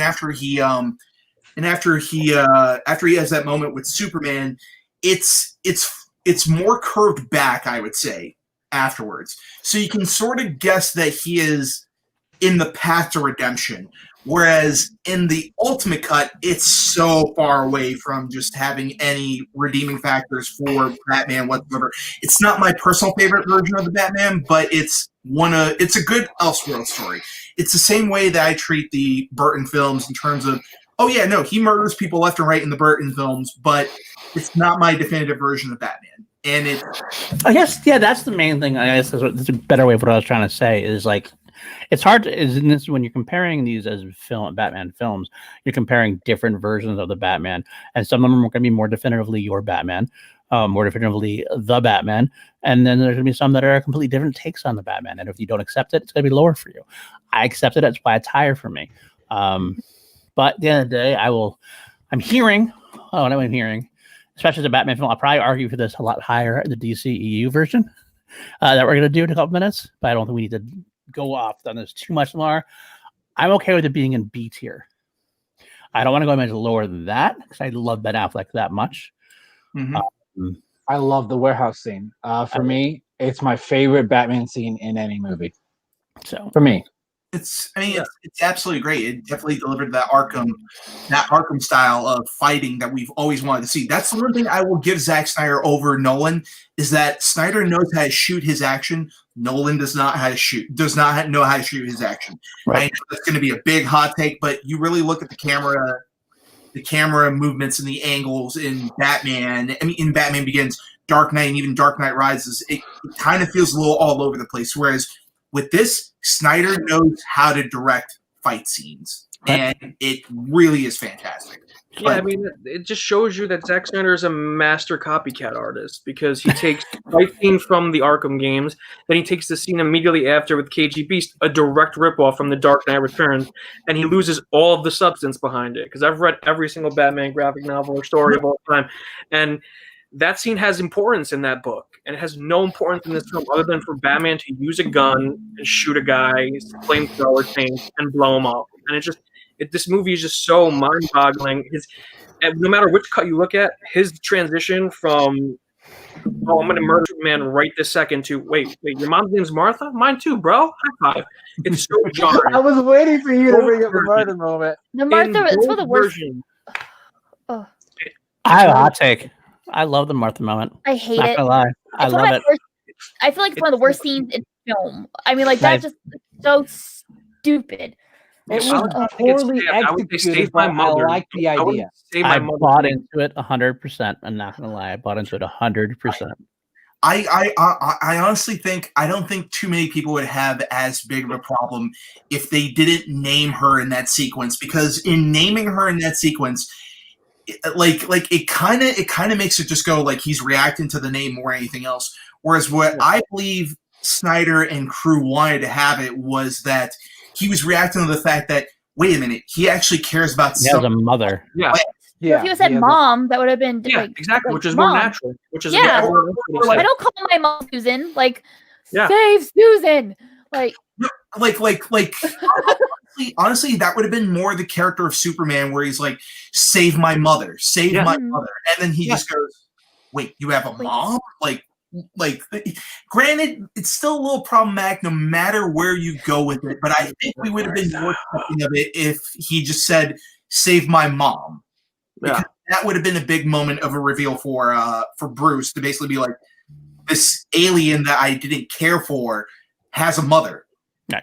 And he has someone that cares for him, and that takes him one step away from being just another nameless alien and being closer to human more than he is. I get that. I guess I agree. I guess because I totally saw what they were going for. Maybe I forgave because I saw what they were going for, and seeing what they were going for, I made that leap myself.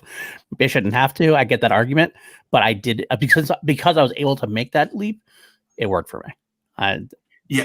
No, and I have a buddy of mine that still works over at Warner's, and he was basically saying that when you're reading in the script, it read completely fine.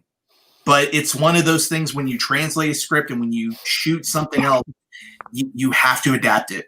you sometimes the script doesn't necessarily work well when it's told on screen. You gotta translate it. So that's okay. So where do we put it then? Where do we put it?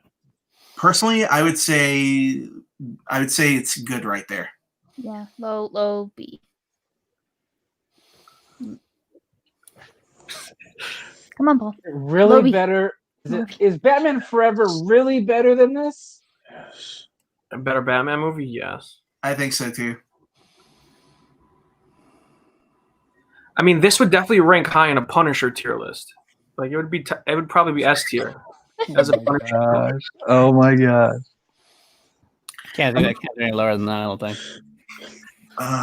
Again, I think as a Batman film, it's lower. It might be again. If we're talking DCU, it could be different. But you moved Dark Knight up to S tier, so I'm gonna stop complaining. Yeah, I mean, Phantasm is top 2. I'm happy. I guess I'm happy. All right, that's it. We're doing it. We're done. We're done with this one. An hour and a half. Not bad. All right, fine. Moving on. Moving on to the list I have more opinions on. I like our pattern. I like the 414 pattern we had going. All right, guys, I'm going to jump off before we do the DCU. I don't think you want me here for that list anyway. No, we don't. Goodness. Get off. Get out of here. I do actually. I do, Pat. I do want you on for all of it. I love talking films with you, even if we don't agree. Well, on there's only, I might be able to stay on. There's only a couple. I think I'll stay on for this one. Good. What are you doing to SPLD? Can we do this Okay. What are you relief doing? order? Well, does it matter? I don't even know if we have it in release. I think No. Okay, what's release order? Then it's Damn, now I want some hot dogs, guys. Same. okay. What's the order? I don't remember the order. Wonder Woman. Yeah. Yes. Before No. So Wonder Woman is 4. BVS, Suicide Squad, Wonder Woman, Justice League, right? Yeah. Yeah. I think- Wonder Woman was before So- Justice yes. League? Yeah. Yes. So swap those, and then you're right. Yep. Yeah. And now Aquaman, Shazam, yeah, that's right. Goodwill. That's good. League. That's good. Okay, so we'll do this, and we're going to start with Man of Steel. And I'm going to tell you one thing: I have not felt more. I will not feel any more passionate about anything else on either list. S tier for me. S tier. Yes. Let's Let's go. I actually agree with Let's that. go. Masterpiece. I was gonna say Baby, S tier. I love say A. I was gonna say A, but I'm cool with this. I am very Thank you, passionate Dan. about this film. This is my favorite. This is my favorite of the DCEU. Favorite of the probably might be my favorite DC movies in general. Yeah. Second favorite Superman movie because 1978's Superman for me will always be number 1. This is my favorite. This is my favorite Superman movie, even over 78. To be honest, I with think the There's a scenes lot- with there's a him lot and his of mother are highly underrated. Those scenes make me tear up every time. you. What was that? Make it small. And Man of Steel. Yeah. I'm sorry, I didn't hear you on that. Which scene gets you a tear? The scenes with Martha when he was a kid, like Yeah. when all of his senses start triggering, and he hides himself school? in the closet, and she comes in, she says, "Make it small." Yes. Great scene. It chills right now. To be honest with you, everything about that is everything I love. I mean, some people have a problem with the ending and everything with the third act, but I don't at all. What is he supposed to do? What is Right. he supposed to It's his first time out. I mean, it's fine. Yeah, like my biggest thing is day 1 on the job. He's only been learning how to fly for what, a couple hours Mhm. at that And then point? people So- have the problem. People have the problem with Jonathan Kent dying, like or not Clark not saving Jonathan Kent and whatever. But to I have me, problems with nothing other than that. it was Jonathan Kent. He was doing what he was told. He was doing what he always did what his father told him to do. And that's because he knew how people would like Clark Yeah. literally says he knows how people would react if someone like him existed. But I argue that I don't agree with the Jonathan Kent angle where he's like, no, you have to hide. People are just gonna do Oh, whatever. I don't agree with it at all, but Oh, sorry. no, I was just saying, yeah, Yeah, I agree. but here's the thing: is that Jonathan Kent's whole thesis on the world will not react well to you if they know what you are. But I think we've gotten proof in the opening sequences of the film with Clark saving Pete Ross, saving the bus. If he was to save everybody over in the overpass during the tornado, I think they would have done the same exact thing that they would have done when Clark saved the bus, which was it's a secret. It's a secret, guys. Let's not expose it. I think personally in Smallville, for my interpretation of this, I think there are a lot of people in Smallville that know his true identity and that know what he's truly capable of, but that just haven't revealed it. And I think that goes in polar opposite of what Jonathan Kent's whole viewpoint is on this film, which didn't make sense to me, but it's a small little nitpick for me. well. Also, what I'm saying real quick, the difference is that Jonathan was there telling him not to come save me. He did the whole like "don't come save me" thing, and that was less about doing.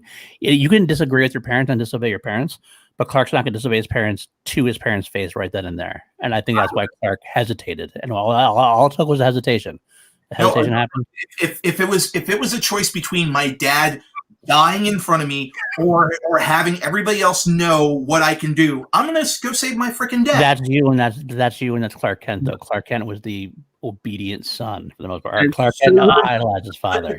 But It's so weird that you bring that up because Batman vs Superman actually addresses that Jonathan Kent's perspective, it actually says like when Superman does show up, half of us will love him and look at him as a god, but then the other half of us will hate him. And even if he saves us, we will still crucify him, like the Jesus figure that Zack Snyder shoves down our throat. In a whole movie. And let's not forget that we find out in BVS that Jonathan Kent. Oh yeah. So by the way, we flooded an entire farm, just for our sake, and I enjoyed my cake too. So just know, that is the one aspect of the Man of Steel movie that grinds my gears so much is the interpretation of Jonathan, because I don't believe Clark would have ever done anything with a parent like Jonathan. I don't think he would have become Superman with the mentality of, oh, don't show the world what you can do. What I think is a much stronger thematic is in the 1978 version where he's like, listen, you've been put on this earth. You've been put on this earth for a special reason, but let me tell you what it is. It's not to score touchdowns. It's a much better thematic to be like, you're more important than something small like this. And also the thematic of Kent and Jonathan dying in 78. That was so much better in terms of presenting the aspect that that there's certain things that Superman can do with his powers, but he cannot save everybody. That's why I love that moment where he's just like, he's looking over at his grave and just saying all these powers, and yet I couldn't even save him. But to me, it's about Clark making the decision. He didn't make the decision to save Jonathan Kent. And they struggled with that for a long time afterwards. So when it comes down to it, he makes the decision because he failed before. That's why he decided to make the decision to become Superman later on. Yeah, I think they're both good in their own rights. They both have very different lessons for Clark to learn, and they're both very powerful scenes in their own right.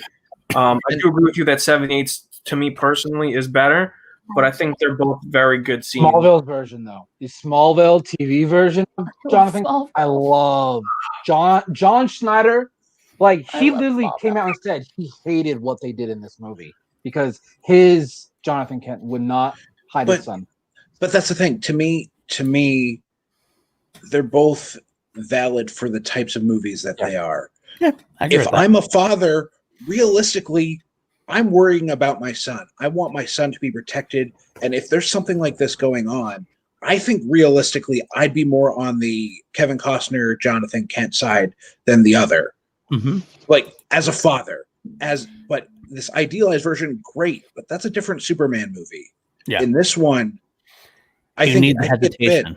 You need the doubt. You need the hesitation and the doubt. That's part of it for it. The part of the whole Snyder Superman is the hesitation, the doubt. And that's more realistic father reaction to me, worrying about his son. Yep. Absolutely. And I do agree with both of you on that front. But the one other aspect that I kind of feel, I can't help but think about this. If Jonathan was still alive, do you think he would have wanted his son to be flying all around freaking the world trying to save it?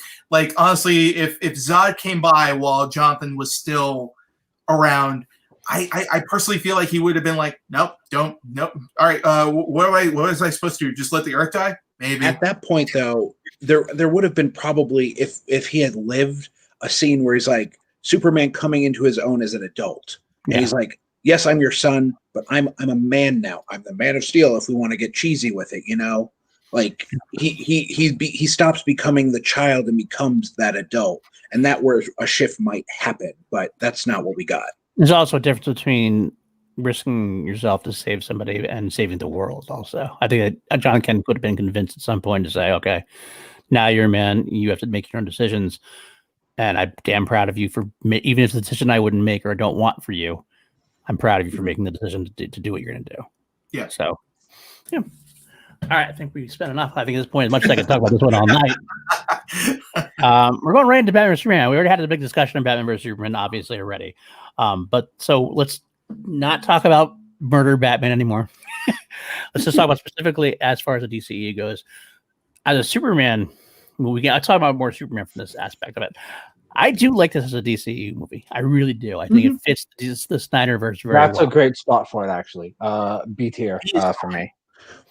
Yeah. One thing I want to tie in between both this and Man of Steel, and you could even say Justice League. I think Amy Adams as Lois Lane is comparable to Margot Kidder, if not better. I agree. I like Amy Adams in that role. She just doesn't do anything in Justice League. That's No, not her. no, but that's not her fault. She shows up in a cop car. What are you talking about? But especially Man of Steel. The version we have gotten so far, that might change in In the Zack 6 Snyder. hour, completely different movie than what he set out to It's film. not Snyder a different movie, Pat. It's not a different movie. It's he came out and admitted it like 2 weeks ago. It's a completely different film. He went back. There's 4 extra minutes. 4 extra minutes. It's 6 1-hour parts. How is it 4 extra minutes? No, it's 4. Well, it's also stuff that was cut from Whedon. Yeah. Obviously changed a lot of it. Of course. It's 4 new minutes. I think. Yeah. No, it's Exactly. 4 minutes, but from what I've been told in particular, the 4 minutes are the heads and tails of every episode.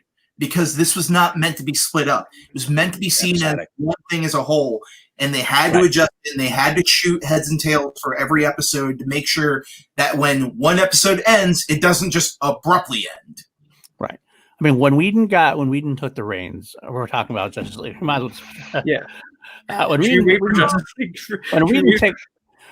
took the reins, right there. when Whedon took the reins, he changed the movie a lot. He cut a lot of Snyder's stuff. That's obviously part of what happened. Added They more were humor. added more humor, added more, trying to make it more Marvel, try to make it more Avengery, and failed miserably with it because then you had 2 totally different movies try to exist in the same frame. Right. The Snyder cut that's going to come is just the 4 new minutes of footage. It's just Snyder restoring a lot of the stuff that he wanted. Yeah. No. In fact, with the Justice League, with the Snyder cut that's coming out, evidently it's been confirmed that with this cut that's here right now, the Joss Whedon Justice League, only about 20 minutes of that entire movie is Zack Snyder's. Right. But That's the what I read. problem was it would have been too much of a hassle to go over to the Directors Guild to get the DGA to approve. Joss Whedon as the new director, and also I don't think Warner Bros. Would have wanted to deal with the backlash of the fans when they found out that wait a minute, Joss Whedon is now the director of this when Zack Snyder clearly left to go deal with some personal family issues. Right. There was a lot of politics going on behind this version of Justice League. Yes. But in all intents and purposes, this is not Snyder's film at all. Exactly. It's not his vision at all. Mm-hmm. Yes. I cannot wait to see Zack Snyder's vision. I hope it's equally as good to all 7 of his cuts of Watchmen. I love his cuts of Watchmen, dude. I love Watchmen. But the thing is, I wasn't the biggest fan of BVS when it came out. But that doesn't mean I don't want to see what his original intention was for Justice League, because it could always fix on later on, or maybe some of the things that we don't like in BVS, he will address in Justice League. Like, actually, the biggest problem I had with Man of Steel was the last fight scene with all the destruction. If they didn't address it in BVS, it would have been even lower, but the fact that they addressed it made me feel okay with where they went with it in Man of Steel. And I kind of feel that a lot of the choices that he made in BVS would have been justified in Justice League. My biggest issue with Justice League, and it's probably not even with the film's quality itself, is that it saw what Marvel was doing. We got an Avengers. I think we got 2 Avengers by this point. Yeah. And it's like, okay, we need to have this Justice League film before introducing some of its main characters. Like, we should have gotten Aquaman. We should have gotten a Flash film before that. We should have probably gotten a solo Batman film in this universe before we even weren't going to do that because Marvel did. Which is dumb. They didn't want to be seen as copycats. Instead, they look like copycats because they look like worse copycats. Bad copycats. Well, like everyone just goes that, you know what, you could have, like, you should have done the separate films. I think they could have made that work. They could have. I think they could have made it work, but if it wasn't for the fact that they wanted to do the same thing, they wanted to end up where Marvel was. Like, I mean, a great template for what this film should have been is the J.J. Abrams Star Trek film. Mm-hmm. You get all these different personalities, but you get small little hints as to what they are, but you want to see more in other films. Iterations. But the thing is, you never feel that you're wanting just a separate film entirely. You want to get more of a sense of all these characters as opposed to just, oh, here's one scene here, here's one scene here, and that's why that Snyder cut was over 3 hours, because it gave a lot of moments to everybody. Right. And in the Joss Whedon movie, it's just He took out Cyborg's part, like all of it. yeah. Hey, what's going on? Hey, Bador. Bador, just saying, we might do a Star Wars one tomorrow. Bador, I'll talk to you about it later on, just off screen. But you got to imagine that, like Marvel, like even as a joke, Marvel did the collateral damage addressing better than the DCEU did, because in Batman vs Superman, the whole final act was, oh, Doomsday's in the abandoned warehouse district, or oh, he's on this island that has 0 inhabitants on it. And meanwhile, in Age of Ultron, Cap's like, we have to save all the civilians first. That's a priority. Do that and move on. Right. So the MCU is just so leaps and bounds ahead of the DCU that they're even addressing their own problems better than the DCU is. All right. Well, let me just say, for right now, I just want to keep Batman, Superman, and B tier just for now. Or we can move it around later since you already talked about it. Let's get everything else done, and then we can. I think we rank everything else. We can kind of move Batman versus Superman in a different thing. But I think we all agree that Justice League is going to be in fail. Correct. So bad. That's fine. I do like goddamn mustache. Can we put Suicide Squad after it? I will argue with you for an hour and not let you talk. Yeah, I'm like, let's just let Kelsey talk. Kelsey. All right, Kelsey. All I will say for Suicide Squad is, I wish I could transfer you what I saw. Mm-hmm. That's all I'm gonna say. I'm not arguing for it to be high, but to me, it has to be not on the same level as Justice League and ahead of it. So if it's C tier and it's the only one on C tier, I'm fine with that. But there are good things in this film. Amanda Waller, Viola Davis as Amanda Waller is one of the most terrifying. That's fair. Like, that's fair. Like, she's the real villain of that movie. Like, that's why my argument is, like, if you're watching that movie thinking Enchantress is the villain, then you're watching the movie wrong. It's Viola Davis as Amanda Waller. So that puts it up there. Of course, Harley Quinn. I mean, I'm a little biased, maybe like that, but I think Margot Robbie's performance as Harley Quinn was fantastic. I do think it got better in a movie we'll talk about later, which I'll also argue about. But I don't like the third act. And so I understand people's critiques of it, but there are still good nuggets in this film that I think it's at least C tier. So that's just. I'm not gonna fight you. I will say real quick that I like it better than Justice League. I do like it better than Justice League. So I could accede to it being in C tier right now. Okay. I think it's a pretty much of a fail of a movie most overall, but Harley is very good. I think Will Smith is even good as Deadshot. Yeah, period. Like, I want to see all the footage from Jared Leto's Joker. Like, I know that there's a lot of it that's not used. Mm-hmm. I'm just curious to see it. I don't know if it's going to make it better. I'm just curious. It definitely won't. There's like an air cut that's like floating around. Jared Leto's Joker is one of the worst Jokers in history. He is top. Agree. Live action top 3. The Snyder cut is a success. The air cut will come out. Yes, the Snyder cut. Love the Snyder cut. Bador, just really quick, I want to say, Bador, I didn't put it in B tier. That's just my go. Just as you were around earlier, I just put things in B tier until we move them, just so everybody knows in case there's anybody else new in the chat. I did not put that in B tier. Okay, we have Ferris joining us now. He's going to tell us we're all wrong anyway. Hey, what's going on, dude? What's up, Ferris? All right, that Batman list. Well, we're not done with Batman. No. I need. Hey. You've had your piece. You've been on here for an hour and like 2 hours. Let me say my piece. That list is highly egregious, very insulting, and highly offensive. Okay. All right. Now that has been said, let's start shitting on Suicide Squad because that movie's a piece of shit. Okay. Don't. To the point that are we talking about Suicide Squad? Yes. You know what? Yeah, okay. She's not wrong. Actually, she's not wrong. I did say Will Smith was good at that shot, but really he was just being Will Smith. Will Smith was good. But also Floyd is not like that. I don't know. Like what? It's definitely different than Will Smith's interpretation. Yeah. So he had a choice: this or Independence Day 2. Like, That's a Sophie's choice. That's either like, hey, nah, man, that's a fucked up choice. It's like, hey, do you want to get shot in the head, or do you want to get burned alive? I think I would actually. I think he actually made the right choice, though. Made the right choice. That's the problem. At least DCEU, he could rebound somewhere within the DCEU. And honestly, man, the best Floyd Lawton is them animated films with Neil McDonough.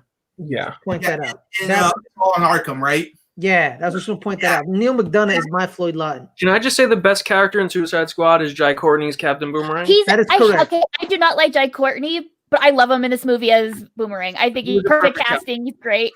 I hate Jai Courtney. I hate Jai Courtney. I just want to point out that I still have only seen 10 minutes of this film. Yeah, so he's That's part of this movie. That's how bad this film is. I got to that club scene with Joker and Common. See, I don't even know Common's character's name. I just know him as Common. Who cares? It's so Who awful. cares? Like the way Joker was talking, just the way he was talking, made me want to stab my eyes out with a fork. It's like he's like, hey man, hey, you see that sexy piece of meat behind the glass? Yeah, her name that's mine. That's my girl. And I'm like, what are you doing? What the fuck is going on? There's only one good thing about this movie. So you know what? You know what? Sad. It's like me and Kelsey, like we had a great conversation like 2 years ago. It was amazing. Like now I'm just like burning every bridge. One good thing about those conversations are end, Ferris. No, I'm not your phone friend anymore. The only good thing about this movie is Rick Flag. Is the trailer with Bohemian Rhapsody. That's it. That's about it. I mean, the whole movie is cut like a trailer. So the same people that cut that trailer ended up editing this movie. Nope. No? Okay. Nope. I got another exclusive for you guys. One of my buddies actually worked at the trailer house that cut the trailer for this film. Not true at all. Okay. That's obscene. Like Warner's has its own editing division. They would never in a million years give a small trailer house all the footage to cut a brand new movie. No, it's obscene. That never happens.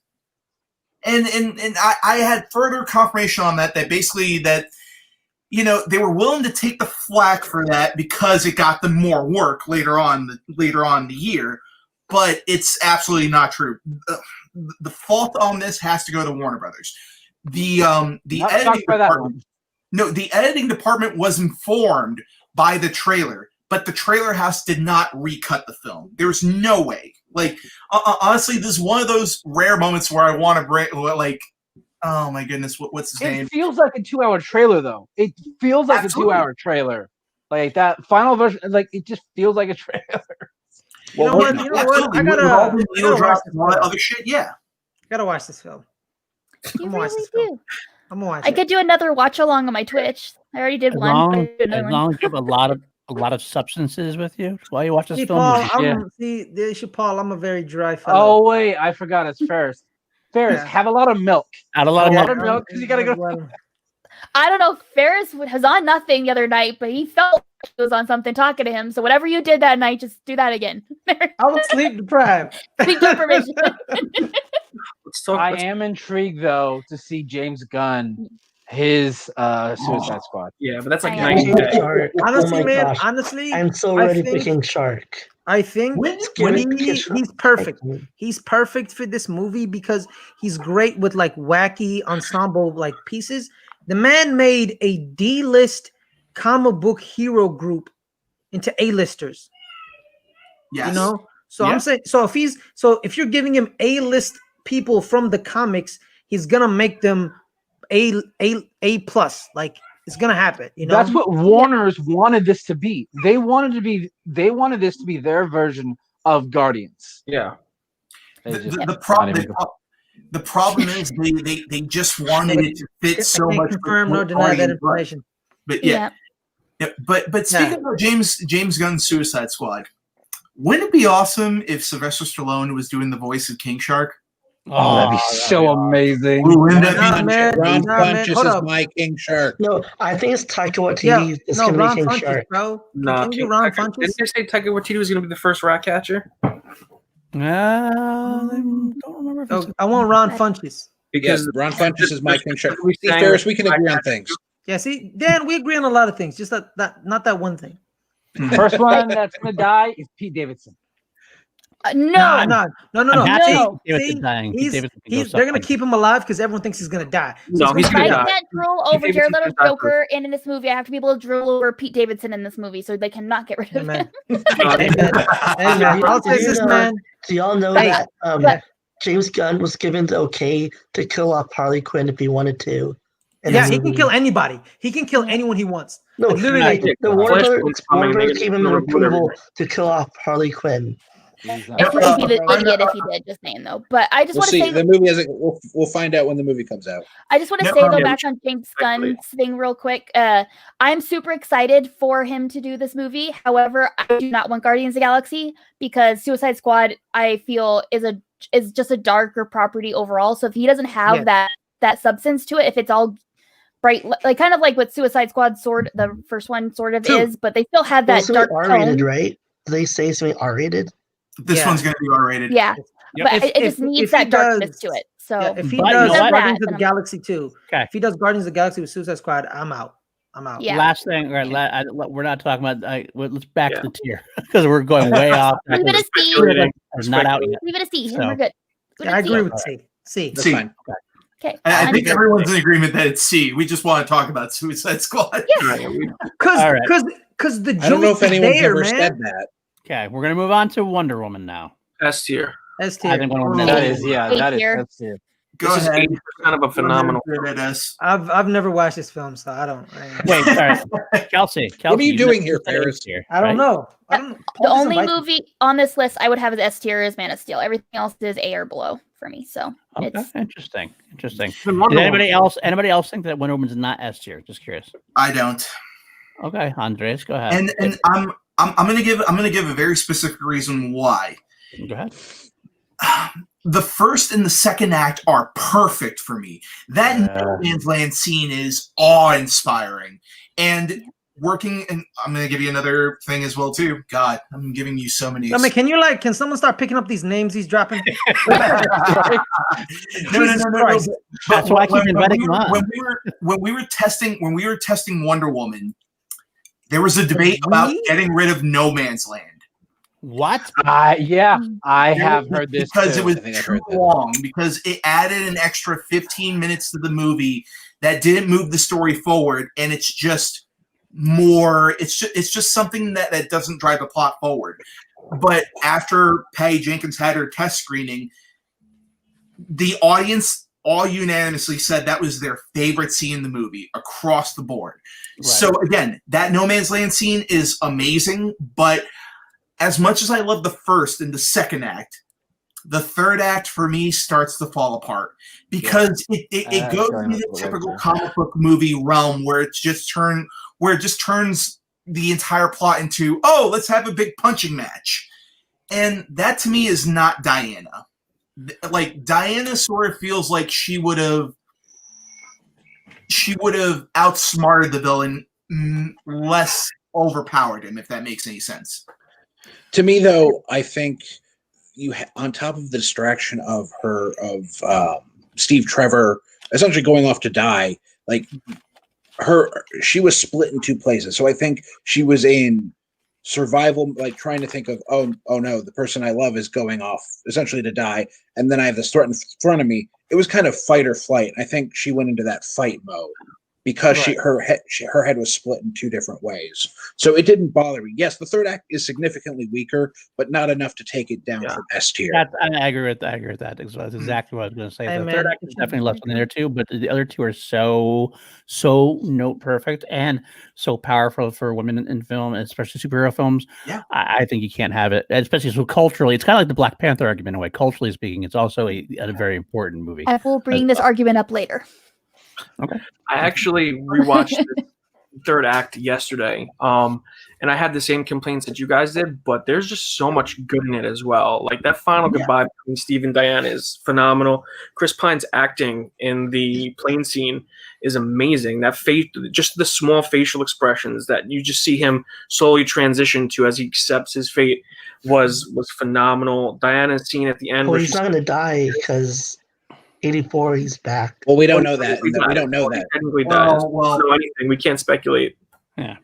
Well, It should be but best. also, I've heard on how he comes back, and we'll see.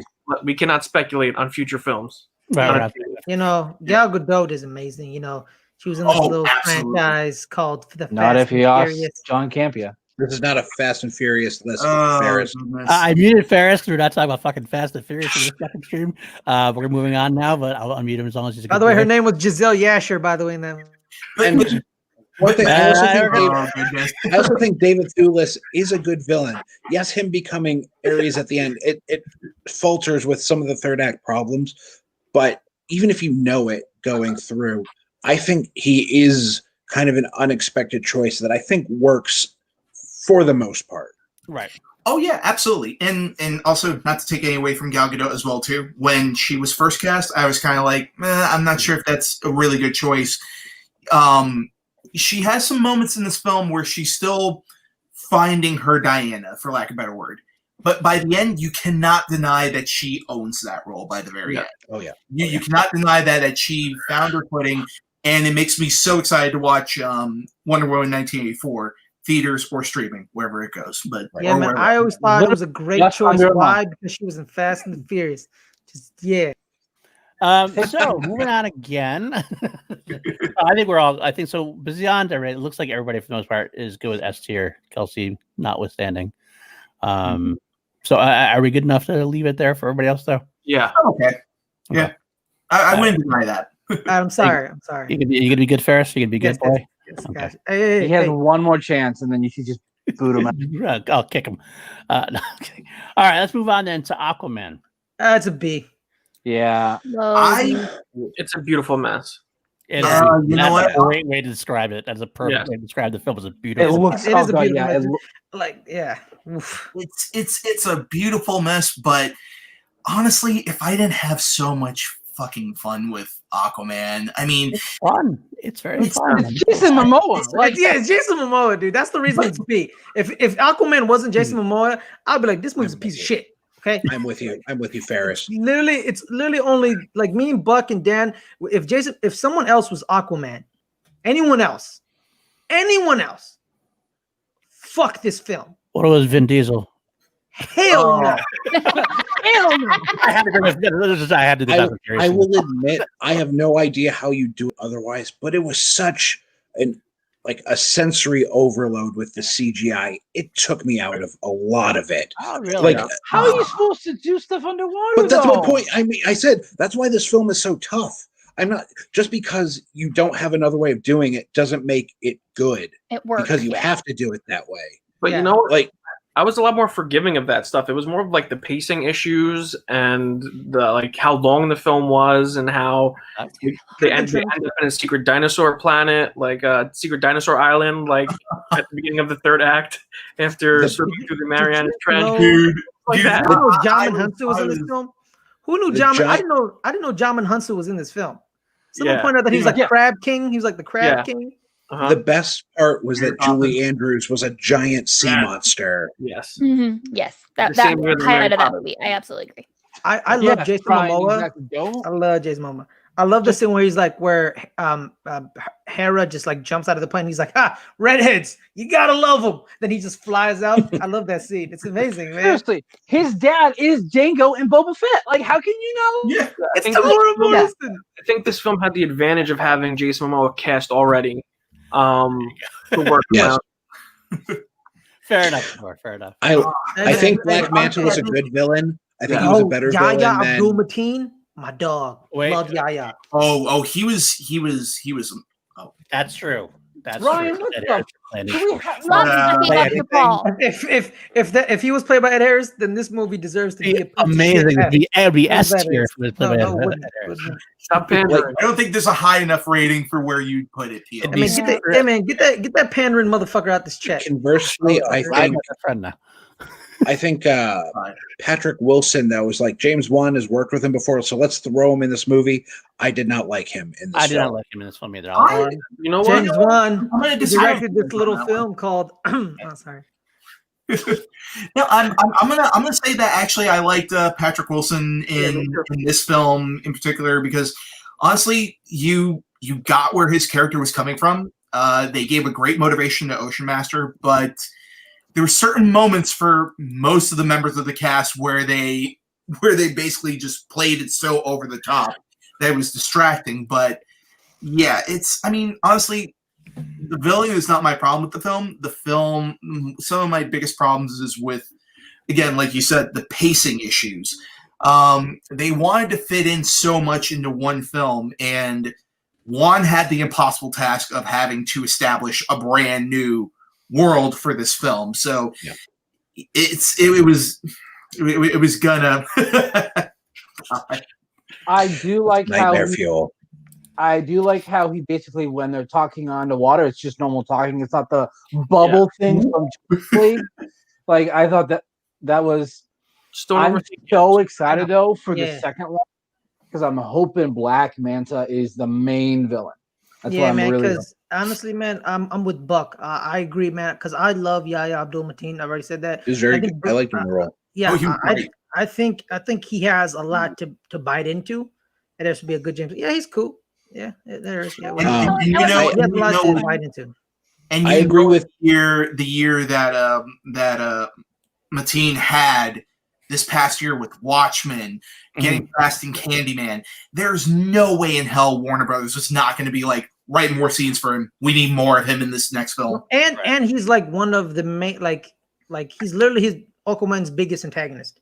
Yeah, like it's literally him. Like, makes sense. It's I agree with Dean Morgan that I'm surprised I like Nicole Kidman as much in this film as she kicks some ass in here. In the beginning, that first scene with her, and that's an awesome scene. That's probably my favorite scene in the movie, to be perfectly honest. Like honestly, man, scene in the house.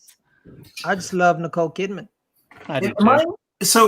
Am I the only one that actually really enjoyed the relationship between Arthur's father and mother in this film? I liked it. Yeah, I did. I loved it too. Yeah, it was beautiful.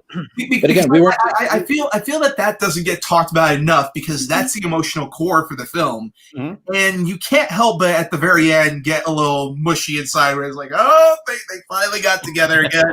Yeah, I like that. Again, that wasn't the CGI overload. Like all that. Like I liked a lot of the stuff where we're not underwater, ironically, for a film called Aquaman. Excuse me.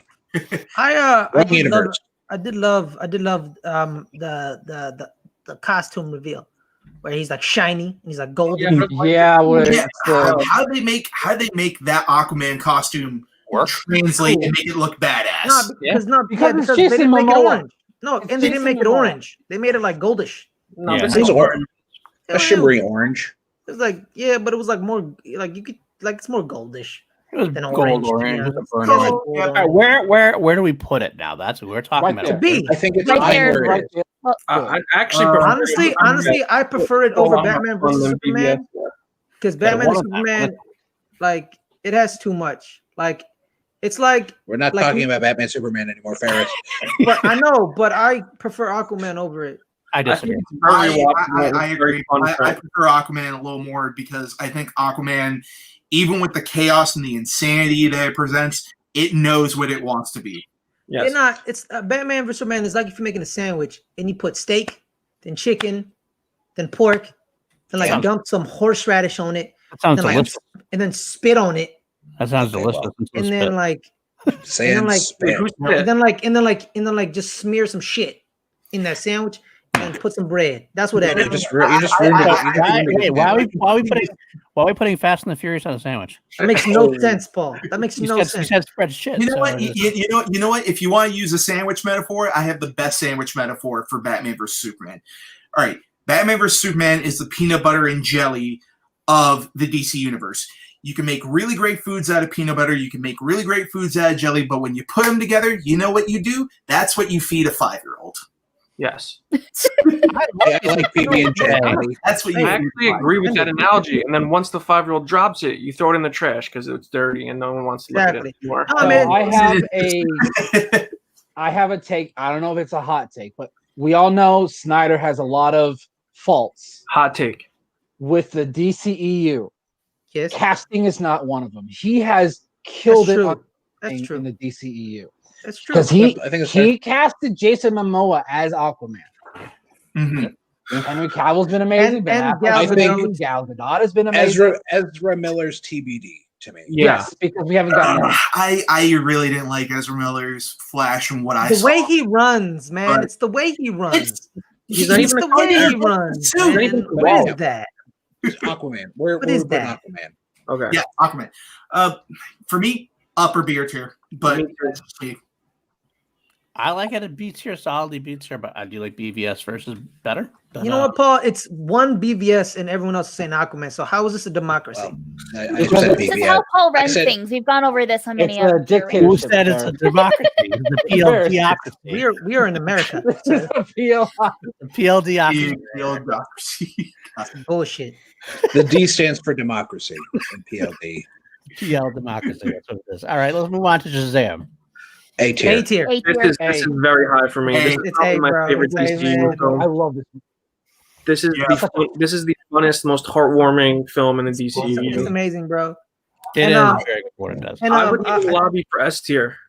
I was talking with Dwayne, and Dwayne told me, he's like, this is one of the best portrayals of the foster family situation system he has seen in films. I think that's what he told me. I don't want to put words in his mouth, Absolutely.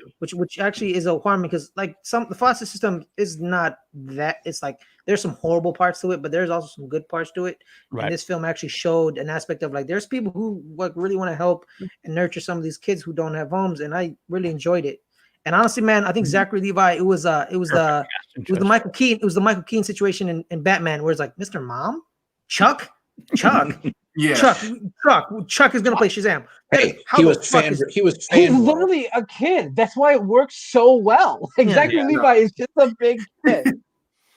Yeah, Guess so what? like, He has the- I- there's definitely a very big, like Tom Hanks, big, like yeah. Yeah, there's- yeah, I know that That's about Oh, it. he what it is. absolutely Superman from Zachary Levi. From No, Zachary no, Levi. I specifically. think he So, portrayed Shazam correctly because I if do you too. because I'm big into the animated movies, and if you look at Shazam in the animated films, he's like, "Hey, Superman, buddy, how are you, man? Yeah, I'm with Super." And then they realize, then he unshazams in the Watchtower, and he's like, "Who the fuck let this kid in?" right. Like, oh, my bad, Shazam. It's like, what the fuck? Shazam's a kid? right. And- and nothing in the third Levi act. portrays it so well that I can. Anytime I hear "Eye of the Tiger," I can't. All I think of is hands, lining with my hands. Like he so nails the humor of Shazam in a way where I like how you're saying, Ferris, in the animated films. It's kind of taken to one level, but I feel that Levi ups it even further Yes. by just going Yes. full on 11 with the character. But Yeah. yeah, no, absolutely. I feel Levi was And the kid who plays Billy Batson's a badass. Like the Oh, kid is a badass. Like when he like whooped them two kids' asses, like Oh, that's yeah. some savage. Yeah, like I he's an would actual say- badass. I would say the third. There's enough in the third act, which is a little messy for me, that it keeps it from being S tier. Yeah. But I'm very Mhm. happy with it solidly being an A tier. It's not. There's nothing transcendent like I'd say that in parts of Wonder Woman or things you get in Man of Steel, but it Yeah. is solid overall. I love Mark Strong. I love think Mark he was Strong. I think he was a cookie cutter villain. To Well, me, The boardroom scene Villain begs to again. differ. The boardroom scene was I kind think of you've seen stuff like that before. Yeah, You've I seen stuff like that. Yeah, but then there are scenes like you've never seen a scene like when Billy finds his birth mother. No, Oh, he's talking dude, about Mark Strong. when she says I didn't lose you, Yeah, I was like, it crushes you. It's great. I'm not saying that's. I mean, I think A is very good for that. yes, Sorry, I agree. sorry for I agree. No, but the other thing too is that is different. That is an example of like so many people just look at me and then like when I talk to them about Snyder's DC universe, they just go, "Oh, it doesn't follow the comics, so of course you're going to hate it." It's like It doesn't that- necessarily have to. what? It doesn't necessarily have to. Like if Paul said it before, if you think of it as like an Elseworld or an alternate universe, it doesn't. It doesn't have to fit itself. No. But the thing is that it's an Elseworld. There's an alternate universe. But my whole argument is that whenever you change something, you have to change it in a way that makes your story better. than what it was told originally. And that's what I think the MCU is really good at doing.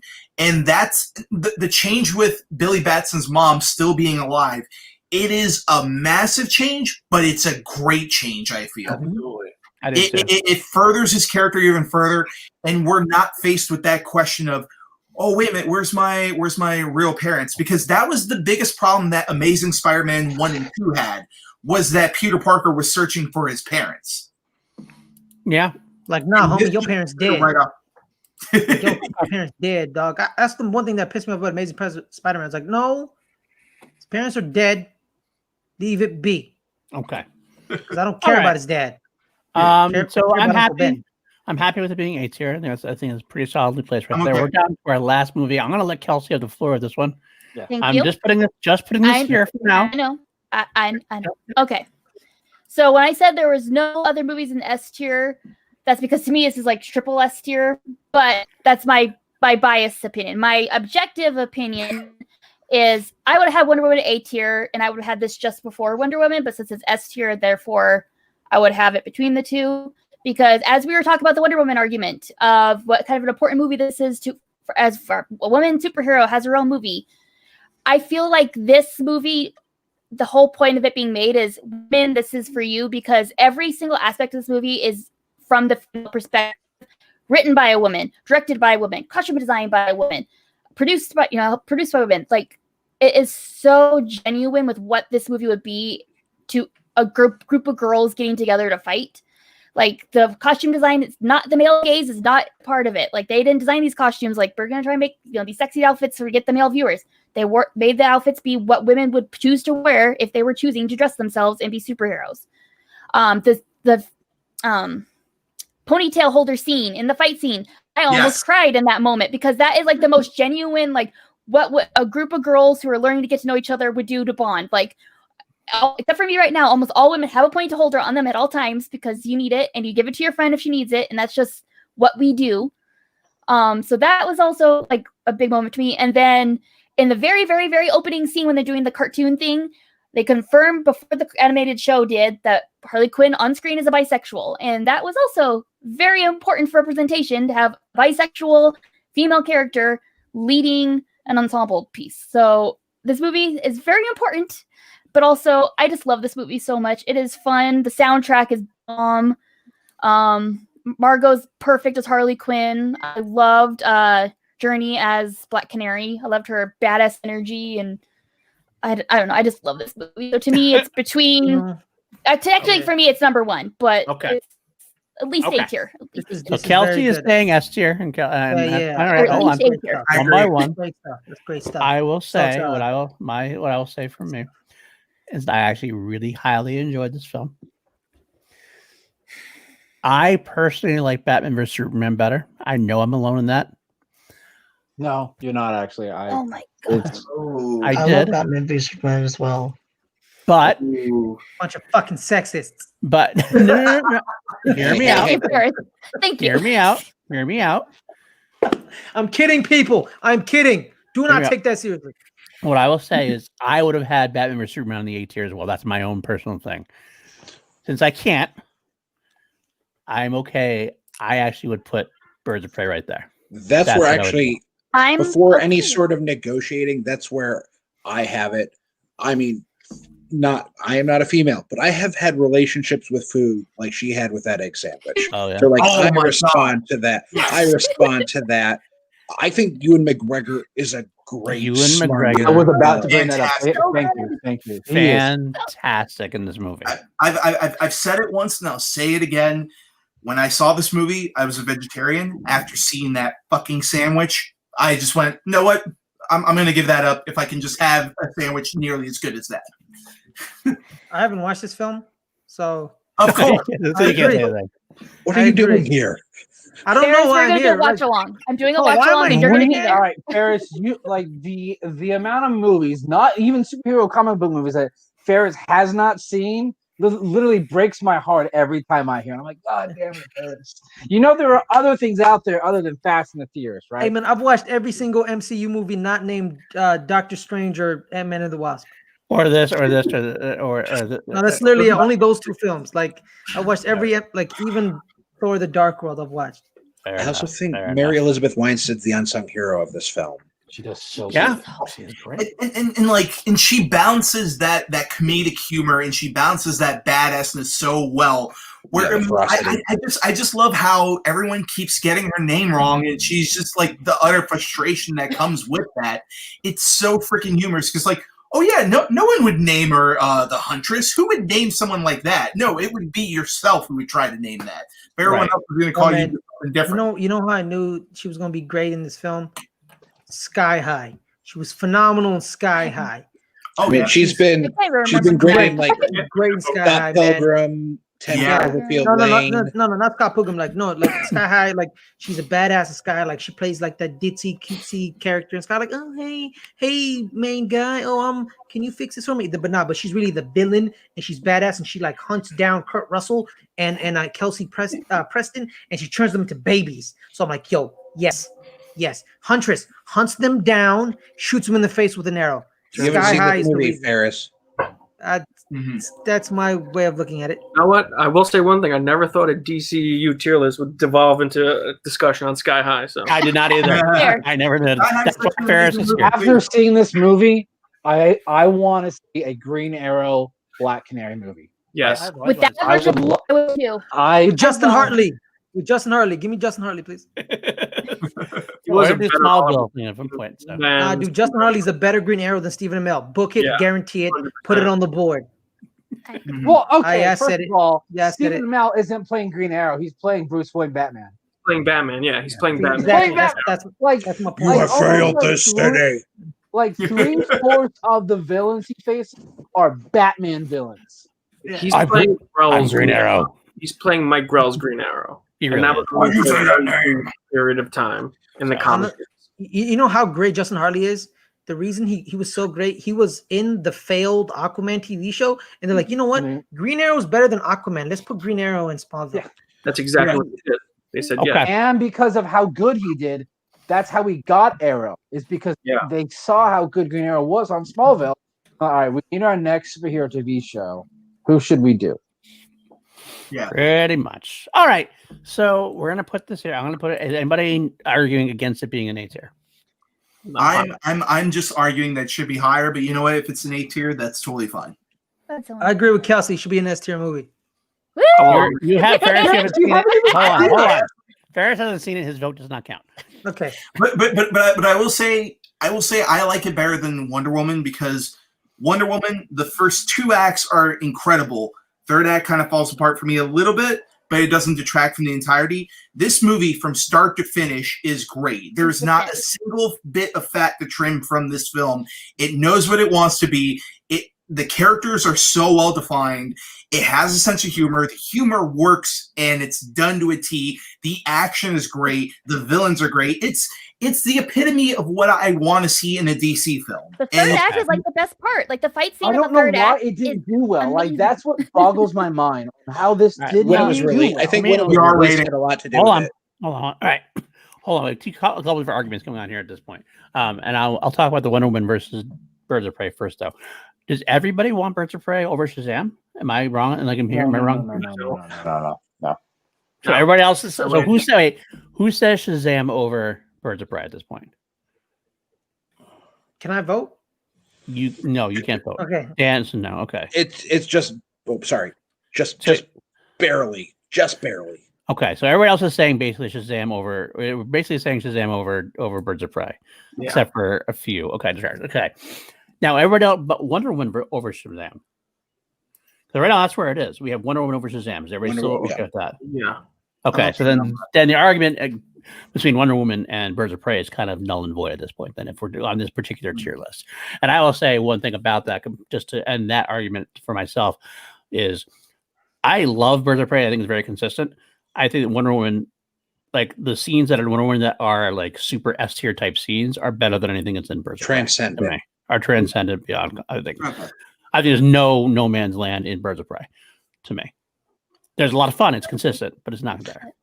Even the you saved the I'll save the day, you save the world. Like that was great. And I think there's something to say for taking a character like Wonder Woman, who for years people said it won't work, it won't work, it won't work, and they made it work. This top tier DC property, the Trinity, Batman, Superman, Wonder Woman, and finally making a Wonder Woman film that killed it. Yeah. This is why you're one of my wives, Bador. This is why you're one of my wives. But that's that I hear there. But I'm the side piece, guys. Don't forget that. You are my side piece. But I think, but honestly, going on that fact of that it took this long for Wonder Woman to happen. If anyone has read those previous drafts of Wonder Woman, including Joss Whedon's scripts for Wonder Woman, they're not good. They're bad. I'm not saying, yeah, they're terrible. I just want to point out, Paul, you're a hoe, and Kim's your pimp, and she just sells you off to each of these women. She collects rent from them. I just want to point that out. You're not wrong. Right? Not arguing.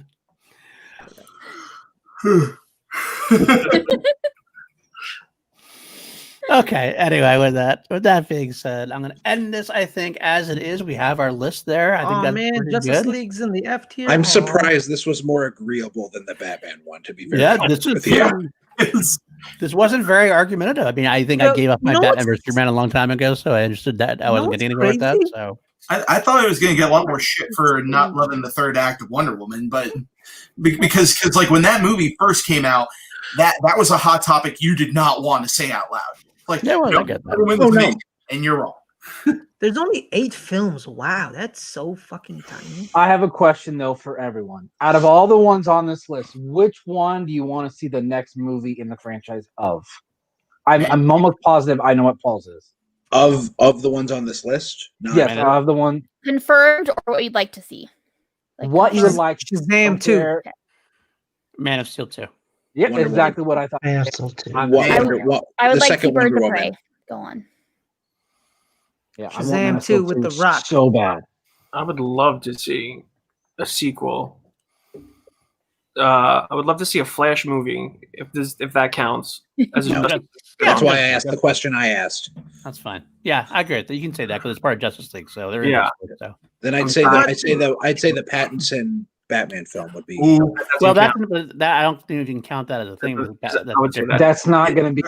They're trying. They're trying to make that count, guys. Well, depending what they do, that's true. Depending what they do. You know what they should do? You know what they should do? I will take all your insider information on that, by the way. They should make Ezra Miller's fate the Wally West fate in Young Justice, where he just dies because of lightning and he just evaporates in the air. Well, that was Barry's fate in the comics. Yeah. It's very similar. We should do that. We should do that. Best thing ever happened to Barry is dying. And then bring Wally. A lot of people really want the quintessential Flash. And I'm not buried. My one hot take I do want to throw in there. I'm looking forward to Pattinson, to the Robert Pattinson Batman, very much so. I would have loved to have seen Ben Affleck get a shot at a solo Batman movie as well, though. I'm not disagreeing. I agree. I'm not disagreeing. I've seen it. I don't hate Ben Affleck as Batman. I hate Zack Snyder's version of Ben Affleck as Batman. That's fine. I mean, we can agree to disagree on that anyway. I get that. Honestly, they should break the space-time continuum. You should do a Snyder tier list and bring Pat on to see how much you would trash that shit. You're just gonna have 300 is number one. Twitching on the screen. 300 is amazing. Honestly, man. But going along with the Ben Affleck solo Batman film. I mean, he was supposed to direct that at one point, but. He's even admitted that the script was great, but he just wasn't in a place to direct and star in that. Like, he was battling alcoholism. And you know what? As much as I would have loved to have seen that, it's not worth it for someone to destroy their life. Guys, obviously, absolutely. I mean, I'm just saying, like, if putting like real life things out of the picture. I completely agree with that. As far as without that being said, I would love to have seen that. I want to see Bart Allen, so they should break the space-time continuum and bring Impulse from the future to reality, right? And then kill off Ezra Miller in the process. Let's just get one Flash movie down the pipe. How about that? I literally just saved them more bad PR. That movie is never gonna be made. That movie is never gonna be made. Honestly, now I'm okay with that because we don't get to see Ezra Miller. It is going to be made. It is going to be made definitively. Exactly. So at the end of the film, there's too much to announce for it. Directing it. with someone like Andy Muschietti directing it, after directing 2 blockbuster movies for Warner Brothers back to back, there's no way it's not going to happen. It's like Zach. It's the same. I'll believe it once we get a trailer. No, but you know what Andy should do? Andy should kill him off. That same push that Zack Snyder had when people said Watchmen would never get made. Soon as Zack Snyder made a multi-billion-dollar movie with 300, and the moment he signed on to Watchmen, that movie was happening whether we wanted it to or not. You know what? Same thing for Flash. You know what they should do? Opening scene of Flash, he gets shot in the head. Boom, right there. You've been trying so hard. Or opening scene, he goes back in time, fucks up the timeline, then comes back, takes off the mask, and it's Grant Gustin. Okay, you know what? I think Ezra Miller should be recast by Mads Mikkelsen. Yeah. Yes. Wow. Did you guys see on IMDb that it was Johnny Depp is playing Reverse Flash, which I'm like, what? Like, that's man, not a bad idea. Speaking of Reverse Flash, go watch Flashpoint, the animated movie. That's a great film. Good. Great. Very good. Paris, I've seen that at least 6 or 7 times. I love Buck, it. I am with you, my brother. That movie, that So dude, that good. shit's great. That and Under the Red Hood, Oh. fucking phenomenal. Bro. I need a listing. What I need a listing of is somebody needs to send me a listing of like the top 5 to 10 animated DC stuff I should watch, because I've never really watched any animated stuff. Phantasm needs to be. Phantasm, Red Hood. Those are my top 2. Do it as fast as Phantasm, Red Hood, Flashpoint. Assault on Arkham. Flashpoint, Assault on Arkham. All right, somebody's getting my DM. Send my Batman Year DM. One. All right. Batman Year One. Is Put it great. by Yeah, DM. you like Red Sun. I like Red Sun. Dark Knight Returns. You can all, I'm giving you freedom for all to slide into my Batman DM. Dark Knight, Dark Knight, New Frontier. no, Dark Knight Returns 1 and 2. Mhm. Guess who plays Batman in those films? What? RoboCop himself, Peter Weller. Yeah. And he's actually a great Batman too. He's a good Batman, yeah. He's a rough, older, broken Batman. He's like very like "Urgh, All right, But- guys. fucking hate this shit." Well, we have finished the list. I think we're pretty happy with that. The Batman was a little bit heated, but I think we did our job pretty well. Night. Oh. Oh, he's gone. Yeah. Yeah. Oh Hey god. guys. We have got- the we show got- now. You It's got ours. trapped. It's our show. Totally hit It's the wrong. it's Well, oh, I hit the everybody, wrong I'm your button. host, I Chelsea. hit the wrong button there. I was about We're to all say, actually trapped in the Phantom Zone. That's why we're in these nah, panels. man, the inmates are taking over Blackgate. Demoted. All right. So anyway, let's say Ferris, where can the folks find you? You can call me every Friday at the Let's Get Ready to Talk Showdown podcast, and Mondays at 2:00 on the Let's Get Ready Network. We have the highlight show. Yeah, that's pretty much it. Andres? I appear certain times with Bedora on the Holocron, you know, when she allows me to. That's true. Yeah. Andres. You can find me on Twitter and Instagram as Galagos. You can also find me on twitch.tv as Galagos209. You can also find me on Cinefanatics every now and again. I like to appear on that show. Great couple of guys right there. Draft Cinefanatics guys. Also Yodi for Chronic always.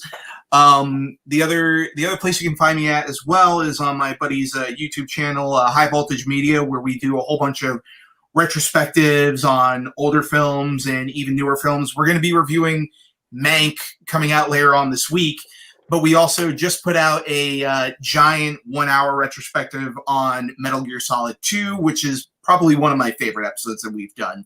So go ahead and check that out at High Voltage Media. Oh, you can also find me at Paul Denuzio on Twitter and Instagram, and on Class Action as well. Son of a bitch. Not yet, you won't, but we will someday.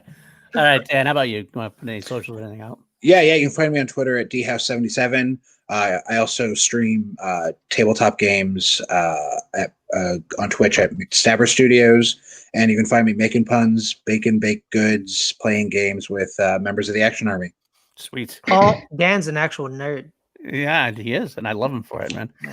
Party J, where can the folks find you? Twitter, Instagram at Partis, Jesse Dawson, and that's about it. Sounds good. All right, Monty.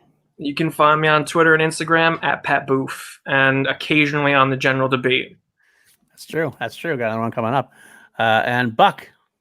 All right, you can find me on Twitter at BrianBuck88. I also have a YouTube channel where I do reactions and play-alongs to Schmoedowns, and then I have a Schmoedown related podcast, Mount Schmoedown, where we do profiles on Schmoedown competitors on where their place is in the Schmoedown Hall of Fame, not Mount Schmoedown, because I think that's pointless because it's going to be changing every single year. So it's more of a Hall of Fame. We do a show every week. We will not be doing a show 2 weeks from as it is spectacular. So yeah, man, great guys, great show. It's him, Ben Rayner, Ryan Payne, great show, guys. Good show. Very good show. Amazing humans. Support them. And Kelsey. All right, you can find me at KelseyKins90 on Twitter and Instagram. You can also find me at Miss Quinkins on Instagram. That's my cosplay page. I might do a photo shoot tomorrow. Schmoedown inspired. We'll see how that goes. Depends on when I wake up tomorrow. And then, of course, find me on Cold Action. I'm there a lot. And then I'm here a lot as well. So you are. That's true. Okay.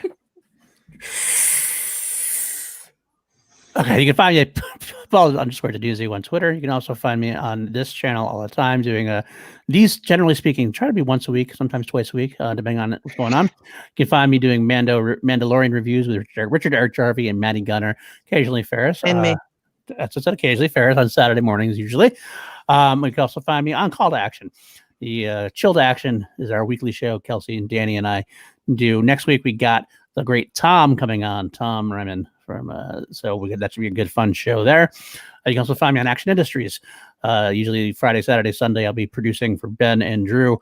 Sometimes co-hosting, like this Friday, Unfiltered. I believe it's going to be Ben and me hosting Unfiltered because Drew has a previous engagement. You can also find me doing, I'm sure you will, the General Debate. You can find me doing Root of the Question. That's our new show. It was a great show. It definitely wasn't controversial at all. Not controversial whatsoever. Not controversial. Not controversial. We're going to do an episode. Do not hate Paul now. They do not.